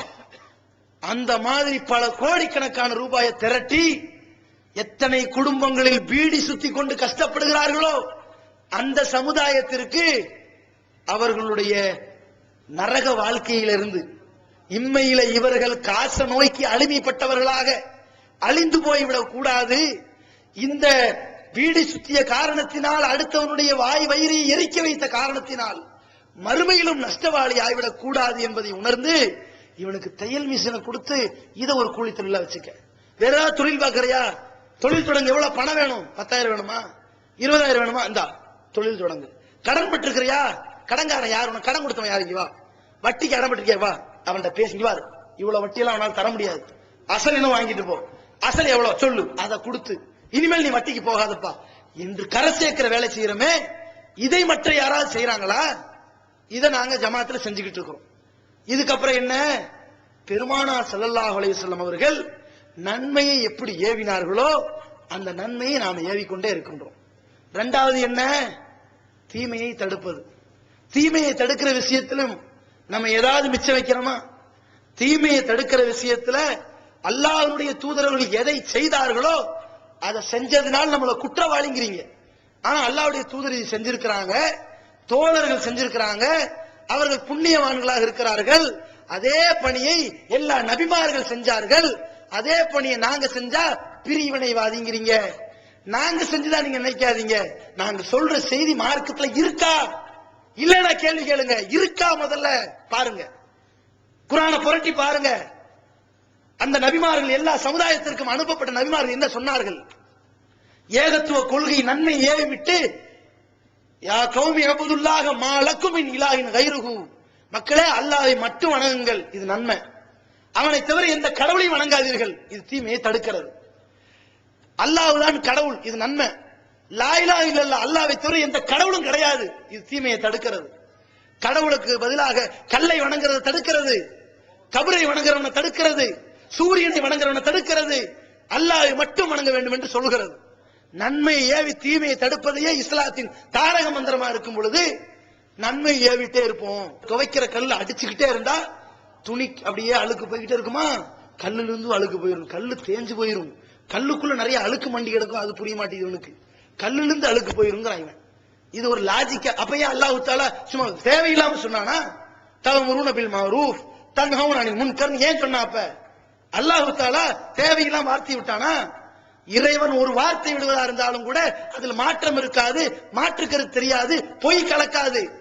அப்படிப்பட்ட ரப்புல் ஆலமீன் சொல்கின்றான், நன்மை ஏவறீங்க தீமையை தடுக்கிறீங்க. இவன் என்ன பண்றான்? நன்மை ஏவிட்டு மட்டும் இருந்தா போதும் ஒரு கூட்டம். அவன் தொழுகையை மட்டும் குத்தகை எடுத்துக்கிட்டான். 5 வேளை தொழுங்க, எல்லாம் முடிஞ்சு போச்சு. பாய் வேலைக்கு அல்லாஹ் மேல தவக்கல் வைங்க. பாய் பிள்ளைக்கு சோறு போடணும், மரம் வச்சவன் தண்ணி ஊத்துவான். பாய் மனைவி காப்பாத்துல, அட போங்க அல்லாஹ் மேல தவக்கல் வைங்க. யார நம்பி கல்யாணம் பண்ணீங்க? இப்படி எல்லாம் பேசிட்டு தெரியுறான். 4 மாசம் வா, 3 மாசம் வா, 2 மாசம் வா, 1 மாசமாவது வா, 1 நாளாவது வா என்று கூப்பிட்டு போய் என்னவா பண்ணி தெரிய கரெக்டா தொலை வைக்கணும். அது ஊர்லயே தொழுதுட்டு இருப்பான்ல, தொழுகு வை, கரெக்டா தொழு, நோம்பு வை, ஜக்காத்து கொடு, நன்மை செய்யும் சொல்லிட்டு போங்க. அவன் பீடி குடிப்பான். பாய் என்னங்க தொழுது கூப்பிட்டு அவன் பீடி குடிக்கிறான், அதை சொல்லக்கூடாது. சொன்னா அவரு கோவப்பட்டுருவாரு துரை, அதெல்லாம் பேசக்கூடாது. தீமையை தடுத்துட கூடாதான். கொஞ்சம் கொஞ்சம் புரிஞ்சுக்குவாங்க. தொழுக விடுங்க, தொழு, நல்லா தொழுன்னு சொல்லணுமா? கழுத்துல தாயத்தை தொங்க வச்சிருக்கானே, அட மண் அல்லக்க தமிமத்தன் பக்கத்து அஷ்ரக்க, எவன் தாயத்தை தொங்க விட்டிருக்கிறான் அவன் அல்லாஹ்வுக்கு இணை வைத்து விட்டான். அவ இணை வச்சுட்டு இவன் தொழுதா? அல்லாஹ் என்ன சொல்லுகின்றான்? அவளுக்கு நபிய முகமதே உனக்கும் சொல்லுகிறோம், வழக்கது ஊகிய இலைக்க ஊகிய இளதின மின் கபலிக்க, உனக்கும் உனக்கு முன் சென்ற எல்லா நபிமார்களுக்கும் இறை செய்தியாக அனுப்பப்பட்டு விட்டது. என்ன தெரியுமா? நீ இணை வைத்தாலும் கூட உன்னுடைய நன்மைகள் எல்லாம் அளிக்கப்படும். அல்லாஹ் சொல்லிட்டான். இதே மாதிரி மக்கள் இணை வைத்தாலும் கூட ஹபித்தானும் மாக்கான யாமலும் அவருக்கு செஞ்சதுல அழிஞ்சு போயிருங்கிறான். இவன் கழுத்துல பெருசா ஒரு தாயத்தை கட்டி யாமுஹீதீன்னு சொல்லிட்டு அல்லாஹ்வுன்னு கட்டுறான். அதுக்கு தொழுதுகிறான். என் பாய் தொழுகிறான், தொழுக வீணா போயிரும். கழுத்துல தாயத்து கட்டுறான், தப்புன்னு சொல்லுங்க பாய், அதை பேசக்கூடாது. ஏன்? தீமையை தடுக்காதீங்க. இப்படி இருக்கிறானே, இதற்கு மத்தியில இது பாவம், இதையும் செய்யாத. சினிமாவுக்கு போறியா, அது பாவம், செய்யாத. வரதட்சணை வாங்குறியா, பாவம், செய்யாத. அது ஆம்பளத்தனம் இல்ல, நீ ஆம்பளை அந்த கொடுத்து கல்யாணம் பண்ணு. வட்டி வாங்குறியா, அது கொடுமை, செய்யாத. விபச்சாரம் பண்றியா, அது சமூக தீமை, செய்யாத என்று தடுக்கிற பாருங்க. இதை நபிகளார் செய்தார்கள். பெருமானா ஸல்லல்லாஹு அலைஹி வஸல்லம் போட்டு உடைச்சாங்க. நம்ம போட்டு உடைச்சா எங்களை கேள்வி கேட்கறீங்களே, அல்லாஹ்வுடைய தூதர் எப்படி உடைச்சாங்க தெரியுமா? நம்மால் எப்படி தெரியுமா? மனிதர்கள் என்றால் தவறு செய்வார்கள், அதையெல்லாம் கண்டுகொள்ள கூடாது. சமுதாயத்தில் ஒற்றுமை முக்கியம். இப்படின்னு கதை பேசி திரியுறவங்க, மேடையில் இருக்கிற ஒருத்தன் பெருச்சாலியா இருப்பான், ஊழல் பெருச்சாலி. ஒருத்தன் வட்டி மூசாவா இருப்பான், ஒருத்தன் 1 நபர் குடிகாரனா இருப்பான், ஒருத்தன் பள்ளிவாசல் பக்கம் தலை வச்சு கூட படுக்க மாட்டான். இவர்களை பார்த்து என்னுடைய மேன்மை மிகுந்த கண்ணியத்திற்குரிய மாண்பு மிகுந்த ஜமாத்தார்கள் என்று புகழ்ந்து பேசுவாங்க. இவன் சொல்றான் அட்ஜஸ்ட் பண்ணணும், நாம சொல்றோம் அது தேவையில்லைன்னு. ஏன்? பெருமானார் ஸல்லல்லாஹு அலைஹி வஸல்லம் அவர்கள் தீமையை கண்டால் உடைச்சிருந்தாங்க. எப்படி போறாங்க? ஒருத்தர் வியாபாரம் பண்றாரு, அந்த மூட்டையில ஈரமான கோதுமை உள்ள இருக்குது, காஞ்ச கோதுமை மேல இருக்குது. மக்கள் பார்த்தா என்ன நினைப்பான்? காஞ்ச கோதுமை பார்த்துட்டு நல்லா இருக்கு கோதுமை, டக்குன்னு ஒரு 10 கிலோ எடுத்துட்டு போயிடறான்னு வைங்க. ஈரமான கோதுமைக்கு வெயிட் ஜாஸ்தி. ஈரமான கோதுமையை மேல வச்சோம்னு வைங்க, அது ஈரமா இருக்குது, இதை வாங்க மாட்டேன்னு நினைச்சிட்டு போயிடுவான். ஆனா பெருமானார் ஸல்லல்லாஹு அலைஹி வஸல்லம் பார்த்துட்டு டபக்குன்னு விரல கை எடுத்து உள்ள விடுறாங்க. உள்ள கையை விட்டு இப்படி வெளியே பாக்குறாங்க, என்னடா ஈரமா இருக்குது, என்ன ஈரமா இருக்குன்னு கேக்குறாங்க. அசாபத்து சமா, அல்லாஹ்வின் தூதரே மழை பெஞ்சிருச்சு அப்படிங்கிறாரு. உடனே பெருமானார் ஸல்லல்லாஹு அலைஹி சொல்றாங்க, மழை பெஞ்சு அதை எடுத்து மேல வை. இன்னஹு மன் கஷனா ஃபலைஸ மின்னா, மக்களை அறிந்து கொள்ளுங்கள், எவன் மோசடி பண்ணுகிறானோ அவன் எங்களை சேர்ந்தவனே கிடையாது, அவன் வேற நாங்க வேறட்டாங்க பெருமானார் ஸல்லல்லாஹு அலைஹி வஸல்லம். எப்படி தீமையை தடுத்தாங்க? நம்மால இருந்தான்னு வைங்க, பார்த்தீர்களா ஒற்றுமையை குலைத்தார்கள் நம்மள. இதை தானங்க நாங்க செய்யறோம். ஒரு 200 ரூபாய் சம்பாதிச்சிருவானா அந்த கோதுமையில, அவன் அந்த காலத்துல ஒரு 50 ரூபாய் சம்பாதிச்சிருவானா? அந்த கோதுமை மூட்டையில ஈரமான கோதுமையை வித்து ஒரு 50 ரூபாய் சம்பாதிப்பானா? அதற்கு பெருமானார் ஸல்லல்லாஹு அலைஹி வஸல்லம் சொல்கிறார்கள், லிக்குல்லி காதிரின் லிபாஉன், இதோ அநியாயக்காரர்கள், இந்த மோசடிக்காரர்களுக்கு எல்லாருக்கும் கொடி நட்டப்படும். இந்த இஸ்திகி யௌமுல் கியாமா, மறுமை நாளில் பின் துவாரத்தில் கொடி சொருகப்பட்டு அப்படி வந்து நிப்பா மறுமையிலன்றாங்க. இப்படி கேடு கட்டவர்கள் இவர்கள்லாம் நம்மளை சார்ந்தவர்கள் இல்லைன்றாங்க. எப்படி தீமையை போட்டு உடைச்சாங்க. நம்ம எந்த தீமை உடைக்கிறோம்? இந்த தீமைக்கெல்லாம் போலீங்க. இவன் 40 பவுனு 30 பவுனு 20 பவுனுங்கிற பேர்லயும், கட்டளு பீரோங்கிற பேர்லயும், அந்த மாமனாருடைய ரத்தத்தை வேர்வையா உறிச்சு சம்பாரிச்சு எல்லா காசையும் அழிச்சு, அவன் வீட்டுல 4 பிள்ளையா இருந்தா ஒரு பிள்ளைய கட்டி வைக்கிறதுக்கே அத்தனை வீட்டையும் அடமானம் வச்சு, அடுத்த 3 பிள்ளைக்கு கல்யாணம் பண்ணி வைக்க முடியாத அளவுக்கு கேவலப்படுத்த வச்சு, அவனை வட்டி வாங்க வச்சு, வட்டி கடனை அடைக்க முடியாம தற்கொலை பண்ண வைக்கிறானே, இந்த பாவியை பார்த்து நாங்க கண்டிச்சு பேசினா, வரதட்சணை வாங்காதீங்க, வரதட்சணை கொடுக்காதீங்க, வரதட்சணை வாங்குற கல்யாணத்தை முடிச்சு வைக்காதீங்கன்னு கேட்டா இவர்கள் பிரிவினைவாதிகள் என்று சொல்றீங்களே. இந்த மாதிரி பிரச்சாரத்தை இந்த சமுதாயத்தில் வேற யாராவது செய்யறானா? அல்லது நாங்க செய்யும் போது நீங்க என்ன சொன்னீங்க? 20 வருஷத்துக்கு முன்னாடி இந்த பிரச்சாரம் ஓங்கி ஒழிக்கப்படும் போது என்ன சொன்னீர்கள்? எல்லாம் உதவாதுங்க, பேச்சுக்கு உதவாது, ஏட்டு சுரைக்காய் கறிக்கு உதவாதுங்க, வளர்றாங்க, இதெல்லாம் சூரியனை பார்த்து நாய் குலைக்கிற மாதிரி இவங்க இப்படி பேசிட்டு போவாங்க, வாங்குறவன் வாங்குவான், இப்படிதான் பேசினார்கள். ஆனால் நாம என்ன பார்த்தோம்? நீ வாங்கினாலும் சரி வாங்காட்டியும் சரி, நாம இது பாவம் என்பதை உணர்த்தி விட்டோம். சொல்லிக்கிட்டு விளைவு அல்லாஹ்வுடைய கிருபையினால் ஒரு காலத்துல எவ்வளவு வரதட்சணைன்னு எழுதி வாங்கினான், எவ்வளவு கொடுத்தாண்டு எழுதி வாங்கினான், அத கௌரவத்தோடு ஜமாத்துல சொல்லி கொடுத்தான், அத பெருமையா நினைச்சான். இன்னைக்கு வரதட்சணைண்டா பகல் கொள்ள திருட்டு பைய மோசடிக்காரன் பயந்து செய்யறான். அதற்கு காரணம் என்ன? வரதட்சணை வாங்குற திருமணத்திற்கு எதிராக இந்த ஜமாத் இறங்குச்சு, வேற எந்த ஜமாத்தாவது இறங்குச்சா? நடுநிலையோடு யோசிச்சு பாருங்க. அப்ப தீமையை தடுப்பதுல இந்த ஜமாத் அல்லாஹ்வுடைய தூதர் அவர்கள் தடுத்தார்கள். எப்படி? ஒருத்தர் வசூல் பண்ண போறார், ஒரு சஹாபி, தடுத்ததெல்லாம் யாருன்னு பாருங்க. நம்மால் நினைச்சுவான் ஓட்டுக்காக வேண்டி, ஓட்டு பொறுக்கிகள் அரசியல்வாதிகளா வந்துட்டு நம்ம முஸ்லிம்களுக்குள்ள பிரிவினை வரலாமா அப்படின்னு கதை பேசி தெரியும். ஏன்னா தப்பு பண்ணா மண்டையில தடவிட்டு இருக்க சொல்றியா? அவன் தப்பு பண்ணினா கண்டிக்கணும், இல்லாட்டி அது செல்லரிச்சு எல்லாரையும் நாசமாக்கி விட்டுரும். இவன் என்ன பண்றான்? நம்ம முஸ்லிம்களுங்கிறான். உன் கை விரல்ல திடீர்னு உனக்கு பெரிய சுகர் நோய், கை விரல்ல புண்ணு வந்துருச்சு, நம்ம பாசத்திற்குரிய விரலை எடுக்கலாமா அப்படின்னு நினைச்சீண்டா படபடன்னு கையெல்லாம் முடிஞ்சு போயிடும். நீ என்ன பண்ணுவ? உடனே எடு. ஆஹா இங்க வந்துருச்சு, இந்த கை இதுவரை எடு. இந்த வருச்சு, இந்த இது வரைக்கும் எடு. இல்ல இது வரைக்கும் போறியா இல்லையா? நீ எப்படி இந்த ஒட்டுமொத்த உடலையும் நாசமாக்கி நினைக்கிறியோ அதே மாதிரிதான் இந்த சமுதாயம். பாவத்தை கண்டுகொள்ளாமல் விட்டால் இந்த சமுதாயம் செதஞ்சு போயிடும். அதுக்காக நாங்க கண்டிச்சு பேசுறோம். இது நடுநிலையோடு யோசிச்சு பாருங்க. பெருமானார் ஸல்லல்லாஹு அலைஹி வஸல்லம் அவர்கள்ட்ட ஒரு நபித்தோழர் போறாருங்க, அல்லாஹ்வுடைய தூதர்கள் வசூல் பண்ண அனுப்பி இருக்கிறாங்க. இவர் போய் வசூல் பண்ணிட்டு வந்து அல்லாஹ்வுடைய தூதர்கிட்ட சொல்றாங்க, அல்லாஹ்வின் தூதரே இதெல்லாம் எனக்கு, இதெல்லாம் உங்களுக்கு அப்படின்றாங்க. உடனே பெருமானார் ஸல்லல்லாஹு அலைஹி வஸல்லம் மூஞ்சியெல்லாம் செவந்து போச்சு. இது இவனை வசூல் பண்ண அனுப்பது ஜமாத் பேரை சொல்லி, இஸ்லாத்தின் பேரை சொல்லி, தூதர் முகமது பேரை சொல்லி, இஸ்லாத்தின் பேரை சொல்லி போனா இவனுக்கு எப்படி கிடைச்சது? இது எனக்குங்கிறான், இது ஜமாத்துங்கிறான். அப்ப நபி ஸல்லல்லாஹு அலைஹி வஸல்லம் சொல்றாங்க, உடனே மக்களை இங்க வாங்க. ஒருவர் வந்தார், அவரை நாம் வசூலுக்கு அனுப்பி இருந்தோம், அவர் வசூல் பண்ணி விட்டு வந்து சொல்கிறார், இது எனக்குரியது, இது உங்களுக்குரியது என்று சொல்கிறார்.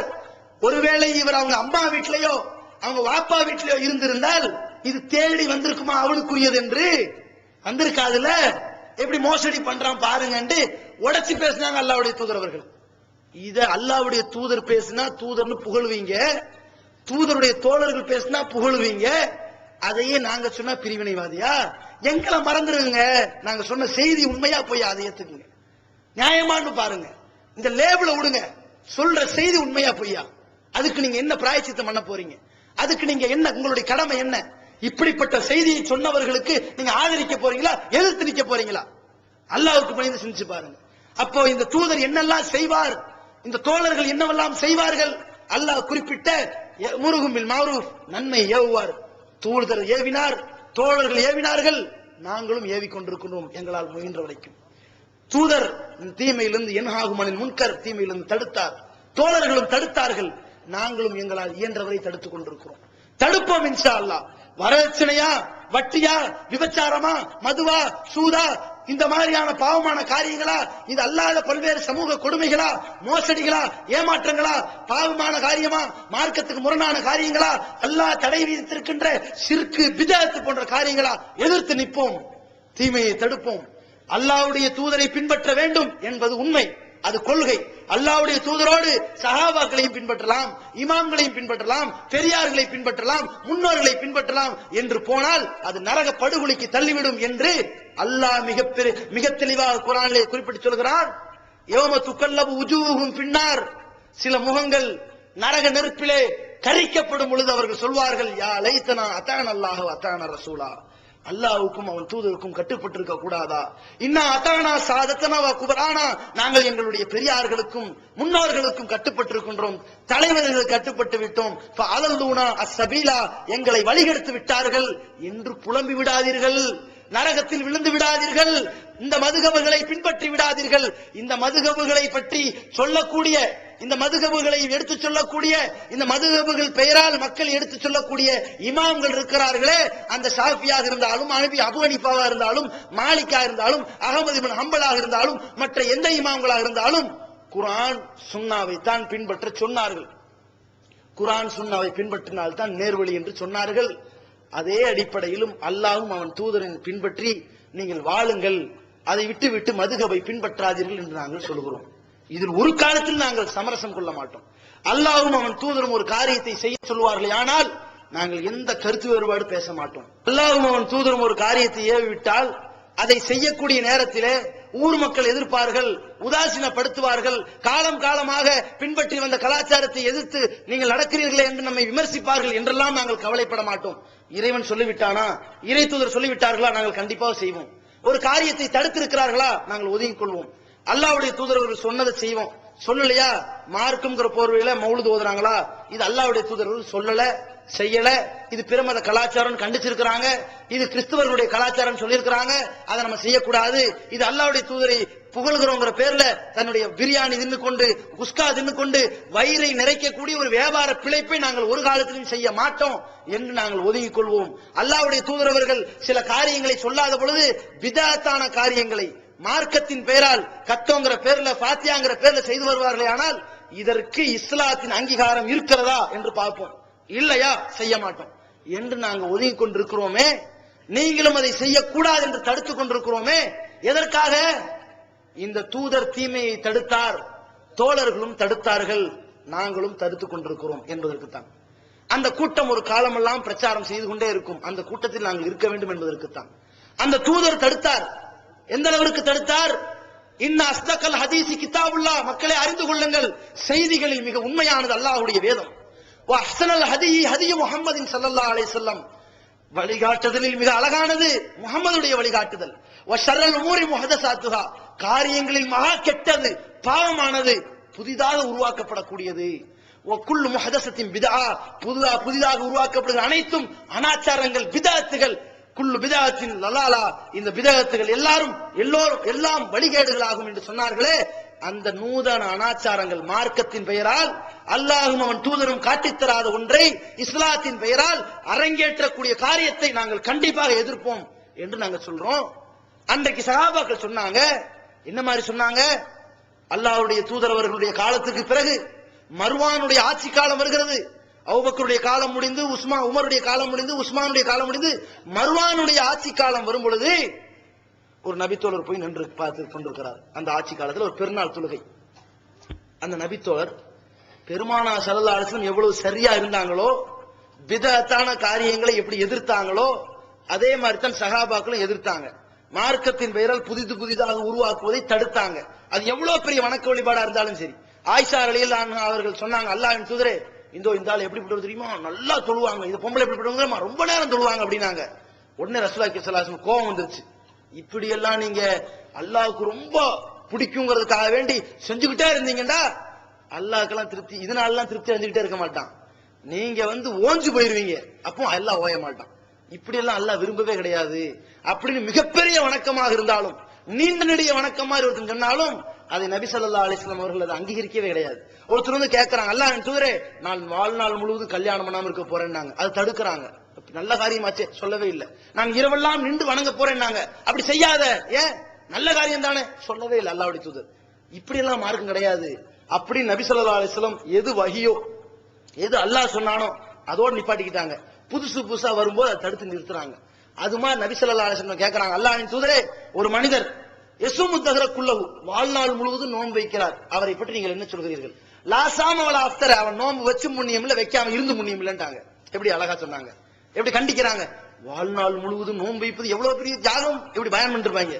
மக்களே, ஒரு மகான் இருந்தார், பெரியார் இருந்தார், 40 வருஷம் தொழுதாருவாங்க. எப்படி தொழுதார் அவரு?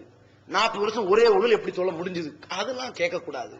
கேள்வி கேட்டால் வழிகிட்டு விடுவீர்கள். இப்படினே கதை பேசிட்டு இருந்தாங்க. அல்லாஹ்வுடைய தூதரவர்கள் காலத்துல இப்படிப்பட்ட சம்பவம் நடக்கும்போது தடுக்கிறாங்க. அல்லாஹ்வுடைய தூதரவர்கள் சொல்றாங்க, மா குன்து பிதாம் மினர் ரசூல், இறை தூதர்கள் எதை கொண்டு வந்து சொன்னார்களோ அதை மட்டும் நான் சொல்லுவேன். புதுசான பிதாத் செய்யக்கூடிய அதிகாரம் எனக்கு இல்லைன்றாங்க அல்லாஹ்வுடைய தூதரவர்கள். எந்த தூதர் பிதாத் செய்ய மாட்டேன் என்று சொன்னார்களோ அதே மாதிரி தோழர்களும் சொன்னார்கள். அல்லாஹ்வுடைய தூதரவர்கள் சொன்னதற்கு மாற்றமா எதுவும் நடக்கவே கூடாது. அல்லாஹ்வுடைய தூதர் சொல்லாத எதுவும் சமுதாயத்தில் இருக்கவே கூடாது என்றார்கள். அல்லாஹ்வுடைய தூதர்களுடைய காலத்துக்கு பிறகு அபூபக்கருடைய காலம், அதற்கு பிறகு உமர், அதுக்கு பிறகு உஸ்மான், அதுக்கு பிறகு அலி, அப்புறம் மர்வானுடைய காலகட்டம் வருகிறது. ஒரு நபித்தோழர் பார்க்கிறார், அந்த பெருநாள் தொழுகையில என்ன செய்கிறார்கள்? பெருநாள் தொழுகையினுடைய வழக்கம் முதல்ல தொழுகை நடத்துவாங்க, அப்புறம் தான் பயான் நடக்கும். ஜும்மா தொழுகையுடைய வழக்கம் முதல்ல ஜும்மா குத்பா நடக்கும், அப்புறம் தான் தொழுகை நடக்கும். இதான் வித்தியாசம். பெருநாள் தொழுகையில முதல்ல தொழுகை தான், அப்புறம் பயான். இந்த மர்வான் என்ன செய்கிறார்? முதல் எடுத்த உடனே பயானுக்கு போய் மக்களே என்று நிற்கிறார். உடனே இவர் பிடிச்சி இழுக்கிறார் இந்த நபித்தோழர். நீ ஏன் முதல்ல பயான் பண்ற? அல்லாஹ்வுடைய தூதர் முதல்ல பயான் பண்ணாங்களா? முதல்ல தொழுகை நடத்தினாங்க, நீ என்ன போய் முதல்ல பயான் பண்ற? உடனே அவர் சொல்றாரு, அதெல்லாம் உனக்கு விளங்காது. ஆட்சி தலைவர் சொல்றாருங்க, அதெல்லாம் உனக்கு விளங்காது. முதல்ல தொழுதும் வைங்க, அப்புறம் பயானுக்கு எந்திரிச்சுன்னா எல்லாம் ஓடி போயிடறாங்க. அதனால முதல்ல பயான் பண்ணிடுவோம். அப்படி உட்கார்ந்துருப்பாங்க தொழுவிக்காண்டி, அப்புறம் தொழுகை நடத்துவோம். இந்த வேலை வச்சுக்காத. அல்லாஹ்வுடைய ஹக்கதான் ரசூலுல்லாஹி ஸல்லல்லாஹு அலைஹி வஸல்லம் இப்படித்தான் ரசூலுல்லாஹ் செஞ்சாங்க. முதல்ல பயான் இல்ல, தொழுகை தான், அப்புறம் தான் பயான். இப்படிதான் நீ செய்யணும். இழுக்கிறார் போய் ஆட்சி தலைவர் சட்டையை பிடிச்சு இழுக்கிறாங்க. ஏன்? அல்லாஹ்வுடைய தூதர் சொன்னதுக்கு மாற்றமா யாரும் செஞ்சிடக்கூடாது. அப்துல்லா பின் உமர் ரலியல்லாஹு அன்ஹு ஒரு பள்ளிவாசலுக்குள்ள போறாங்க. அங்க என்னடான்னு கேட்டா பாங்கு சொல்லியாச்சு, இகாமத் சொல்ல போறாங்க. இடையில ஒருத்தர் என்ன பண்றாருன்னா தல்பியா சொல்லிக்கிட்டு இருக்காரு, ஐயால ஸலாம் ஐயால ஸலாம். இப்படி நம்ம சொல்லுவாங்கல்ல, அஸ்ஸலாத்து கைரு மினன்னு தனியா ஒரு எஃபெக்ட் வரும். தனியா தூக்கத்தை விட தொழுகை மேலானது. அதான் பாங்கு சொல்லியாச்சுல்ல. அப்புறம் இகாமத் சொல்ல போறோம்ல, இடையில இருக்கு அது சொல்லுவாங்க, அப்படி தூக்கத்தை விட தொழுகை மேலாது. தாய்மார்கள் வீட்டுல தொழுங்க, ஆண்கள் ஓடி வந்து தொழுங்க. இப்படிதான் பேசிக்கிட்டு இருப்பாங்க. இடையில பயான் நடக்கும். அப்துல்லா பின் உமர் ரலியல்லாஹு அன்ஹு அவர்கள், உமர் பின் கத்தாப் ரலியல்லாஹு அன்ஹு அவருடைய மகன் அப்துல்லா பின் உமர் சின்னஞ்சிறு பிள்ளையாக இருந்து அல்லாஹ்வுடைய தூதரோடு இருந்து இந்த மார்க்கத்தை ஏற்றுக்கொண்ட அந்த வீரியம் வயசான காலகட்டத்திலையும் கூட குறையலைங்க. கண் தெரியாம போயிட்டாங்க. பள்ளிவாசலுக்குள்ள போய் பாக்குறாங்க, இப்படி ஒருத்தர் சத்தம் போட்டுக்கிட்டு இருக்கிறார், ஐயால ஸலா ஐயால ஸலான்னு. இதை கேட்டவன் அப்துல்லா பின் உமர் எல்லாம் சொன்னாங்க, அக்ரிஜூ மின் ஹாதல் மஸ்ஜித் முபத்தத, பிதஅத் செய்யற பள்ளிவாசல்ல இருந்து என்ன கூட்டிட்டு வெளியே போயிருங்கங்கறாங்க. இப்படிப்பட்ட பள்ளியில இருக்க மாட்டேன்ட்டாங்க. ஏன்? அல்லாஹ்வுடைய தூதர் அவர்கள் பெயரால் மார்க்கத்தில் புதிதாக உண்டாக்குவது எவ்வளவு பெரிய பாவம், எவ்வளவு பெரிய வழிகேடு. அடை போர்த்த வேணாம், கைங்கரமா பிடிபட்டான் போலீஸ்ட. பாண்டிச்சேரி போலீஸ் பிடிச்சிருச்சு. என்னடா செஞ்ச? நான் கள்ள நோட்டு அடித்தேன். ஏன்டா அடிச்ச? நான் என்ன இந்த ரூபாய் நோட்டில் 508 ரூபாய் என்றா போட்டேன், 500 என்று தானே போட்டேன் அப்படிங்கிற அவன் ஓங்கி அறைவான். நீ ஏன்டா அடிச்ச? பார்த்தீர்களா மக்களே, நாட்டில் பணம் வீக்கம் கூடிவிட்டது, பொருளாதார விலைவாசி அதிகரித்து விட்டது, நன்மையை கருதி உங்களுக்காக 500 ரூபாய் கட்டடித்தேன், இது தப்பா அப்படின்ற அவர்த்த ஓங்கி அறைஞ்சு. ஏன்டா அடிச்ச? நான் என்ன காந்தி படத்துக்கு பதிலா அம்பேத்கர் படமா போட்டேன், நீ ஏன்டா 500 அடிச்ச? நான் ஒரு கம்பிக்கு பதிலா 4 கம்பியா போட்டேன், நீ ஏன்டா 500 அடிச்ச? நான் இந்த கையெழுத்து பாருங்கள் எத்தனை மொழிகள் எல்லாம் சரியா போட்டிருக்கிறேன் அப்படின்னு கேட்டா, நீ ஏன்டா அடிச்சேன்னு கேட்பானா? பரவாயில்ல, நன்மையை கருதி 10,000 கோடி ரூபாய் கள்ள நோட்டு அடிச்சிருக்காங்க புகழுவாங்களா? பொருளாதார விலைவாசி அதிகரித்து விட்டது, நன்மையை கருதி உங்களுக்காக 500 ரூபாய் கட்டடித்தேன், இது தப்பா அப்படின்ற அவர்த்த ஓங்கி அறைஞ்சு. ஏன்டா அடிச்ச? நான் என்ன காந்தி படத்துக்கு பதிலா அம்பேத்கர் படமா போட்டேன், நீ ஏன்டா 500 அடிச்ச? நான் ஒரு கம்பிக்கு பதிலா 4 கம்பியா போட்டேன், நீ ஏன்டா 500 அடிச்ச? நான் இந்த கையெழுத்து பாருங்கள் எத்தனை மொழிகள் எல்லாம் சரியா போட்டிருக்கிறேன் அப்படின்னு கேட்டா, நீ ஏன்டா அடிச்சேன்னு கேட்பானா? பரவாயில்ல, நன்மையை கருதி 10,000 கோடி ரூபாய் கள்ள நோட்டு அடிச்சிருக்காங்க புகழுவாங்களா? நாட்டுல இதுதான் நல்ல பணம் இருந்தா நீ ஏன்டா கள்ள நோட்டு அடிக்கிறேன்னு கேட்பானா? ஏன்? இது என் அங்கீகாரத்துல இல்லாது, இதெல்லாம் செல்லுபடி ஆகாதுன்னு மறுக்கிறானே. ஒரு நாட்டிலேயே இதை மறுக்கிறானே. இந்த நாட்டுல ஒரு போர் நடந்தாலும் கூட இந்த காசுக்கு மதிப்பு இல்லாம போயிடும். அந்த கரன்சி நோட்டுக்கு இந்த மாதிரி பாக்குறானே. அல்லாஹ்வுடைய தூதருடைய வார்த்தை அதுல புதுசா ஒண்ணு சொல்லுனா அது எப்படி ஏற்றுக்கொள்ள முடியும்? தூதரும் எதிர்த்தார்கள். எந்த அளவுக்கு எதிர்த்தார்கள்? தூதருடைய வார்த்தையில கூட மாற்றம் பண்ண விட மாட்டாங்க அல்லாஹ்வுடைய தூதர் அவர்கள். ஒருவர் வந்து கேட்கிறார், அல்லாஹ்வின் தூதரே நைட்டு தூங்கும் போது என்ன துஆ ஓதணும் சொல்லி தராங்க. அல்லாஹும்ம அஸ்லம்து நஃப்ஸி இலைக் வ வஜ்ஜஹது வஜ்ஹி இலைக் வ ஃபவ்வல்து அம்ரி இலைக் வ அல்ஜஅது அல்அம்ரி இலைக் ரகபத்தன் வ ரஹபத்தன் இலைக் லா மல்ஜஅ வ லா மன்ஜஅ மின்க இல்லா இலைக் ஆமன்து பி கிதாபிக அல்லதி அன்ஸல்த வ ரசூலிக அல்லதி அர்ஸல்த என்பதால் கடைசியில் வருது. அர்ஸல்த என்றால் நீ அனுப்பினாய் என்ற அர்த்தம், ரசூலிக என்றால் உன்னுடைய தூதர். அர்ஸல என்பதிலிருந்து ரசூல் வரும். ஆனால் இவர் என்ன பண்றாருன்னா, ஒரு நபிக்கு அல்லதி அர்ஸல்த அப்படின்னு சொல்றதுக்கு பதிலா ஒரு ரசூலிக்கு அல்லதி அர்ஸல்தன்ட்டார். ஆமன்து பி கிதாபிக அல்லதி அன்ஸல்த, நீ இறக்கி வைத்த வேதத்தை நான் நம்பி விட்டேன். ஓ நபிக்கு அல்லதி அர்ஸல்த என்றுதான் பெருமானார் ஸல்லல்லாஹு அலைஹி வஸல்லம் சொன்னாங்க. இவர் என்ன பார்க்கறாரு, அரபி இலக்கியத்து கரெக்டா அர்ஸல்த நீ அனுப்பினாய் என்ற அர்ஸல என்ற வார்த்தைக்கு நபின்னு போடுறதை விட ரசூல்னு போட்டா கரெக்டா இருக்கும்ட்டு இவர் என்ன பண்றாருன்னா ஒரு ரசூலிக்கு அல்லதி அர்ஸல்தன்னு துஆவை மாத்துறாரு. உடனே நபி ஸல்லல்லாஹு நிப்பாட்டு, நான் சொல்லி கொடுத்த மாதிரி சொல்லு, உன் நபிக்கு அல்லது அரசு அப்படி சொல்லு அப்படிங்கிறாங்க நபி ஸல்லல்லாஹு அலைஹி வஸல்லம். ஏன்? ஒரு வார்த்தை கூட பேசக்கூடாது. இது மார்க்கம், பரிபூர்ணப்படுத்தப்பட்ட மார்க்கம். இந்த மார்க்கத்துல மௌலூத் ஓதுவீங்களோ, இதுல ஃபாத்தியா ஓதுவீங்களோ, இதுல இல்லாத பொல்லாத திணிப்பீங்களோ, அதை எப்படி விட முடியும்? அல்லாஹ்வுடைய தூதர் இதை கண்டிச்சாங்க, தோழர்கள் கண்டிச்சாங்க, நாங்களும் கண்டிக்கிறோம். இதுல என்ன தப்பு? இதுல என்ன குழப்பம்? தூதர் அவர்கள் ஒரு வார்த்தையை கூட பிடிச்சாங்க. நாங்க இவன் மீலாது விழாங்கிற பேர்ல பாட்டு பாடுறான், கச்சேரி நடத்துறான், அரசியல் கூட்டம் நடத்துறான், மக்கள்கிட்ட ஓட்டு பொறுக்கிறான், இதன் மூலமாக மார்க்கத்துக்கு முரணான காரியம் செய்யறான், சோத்துக்காக வேண்டி மார்க்கத்தை வளைக்கிறான், 5க்கும் 10க்கும் பிச்சை எடுத்து இந்த மார்க்கத்தை விற்கிறான். இவ்வளவு கண்டிச்சா பிரிவினை வாதிகள் சொல்றீங்களே, அல்லாஹ்வுடைய தூதருடைய கண்டனத்தை விட இது பெருசா? சுமாரா தான் நாங்க கண்டிச்சோம். இது நாங்க என்ன பெருசா கண்டிச்சிட்டோம்? இத போய் நீங்க பேசுறீங்க. நடுநிலையோட யோசிச்சு பாருங்க.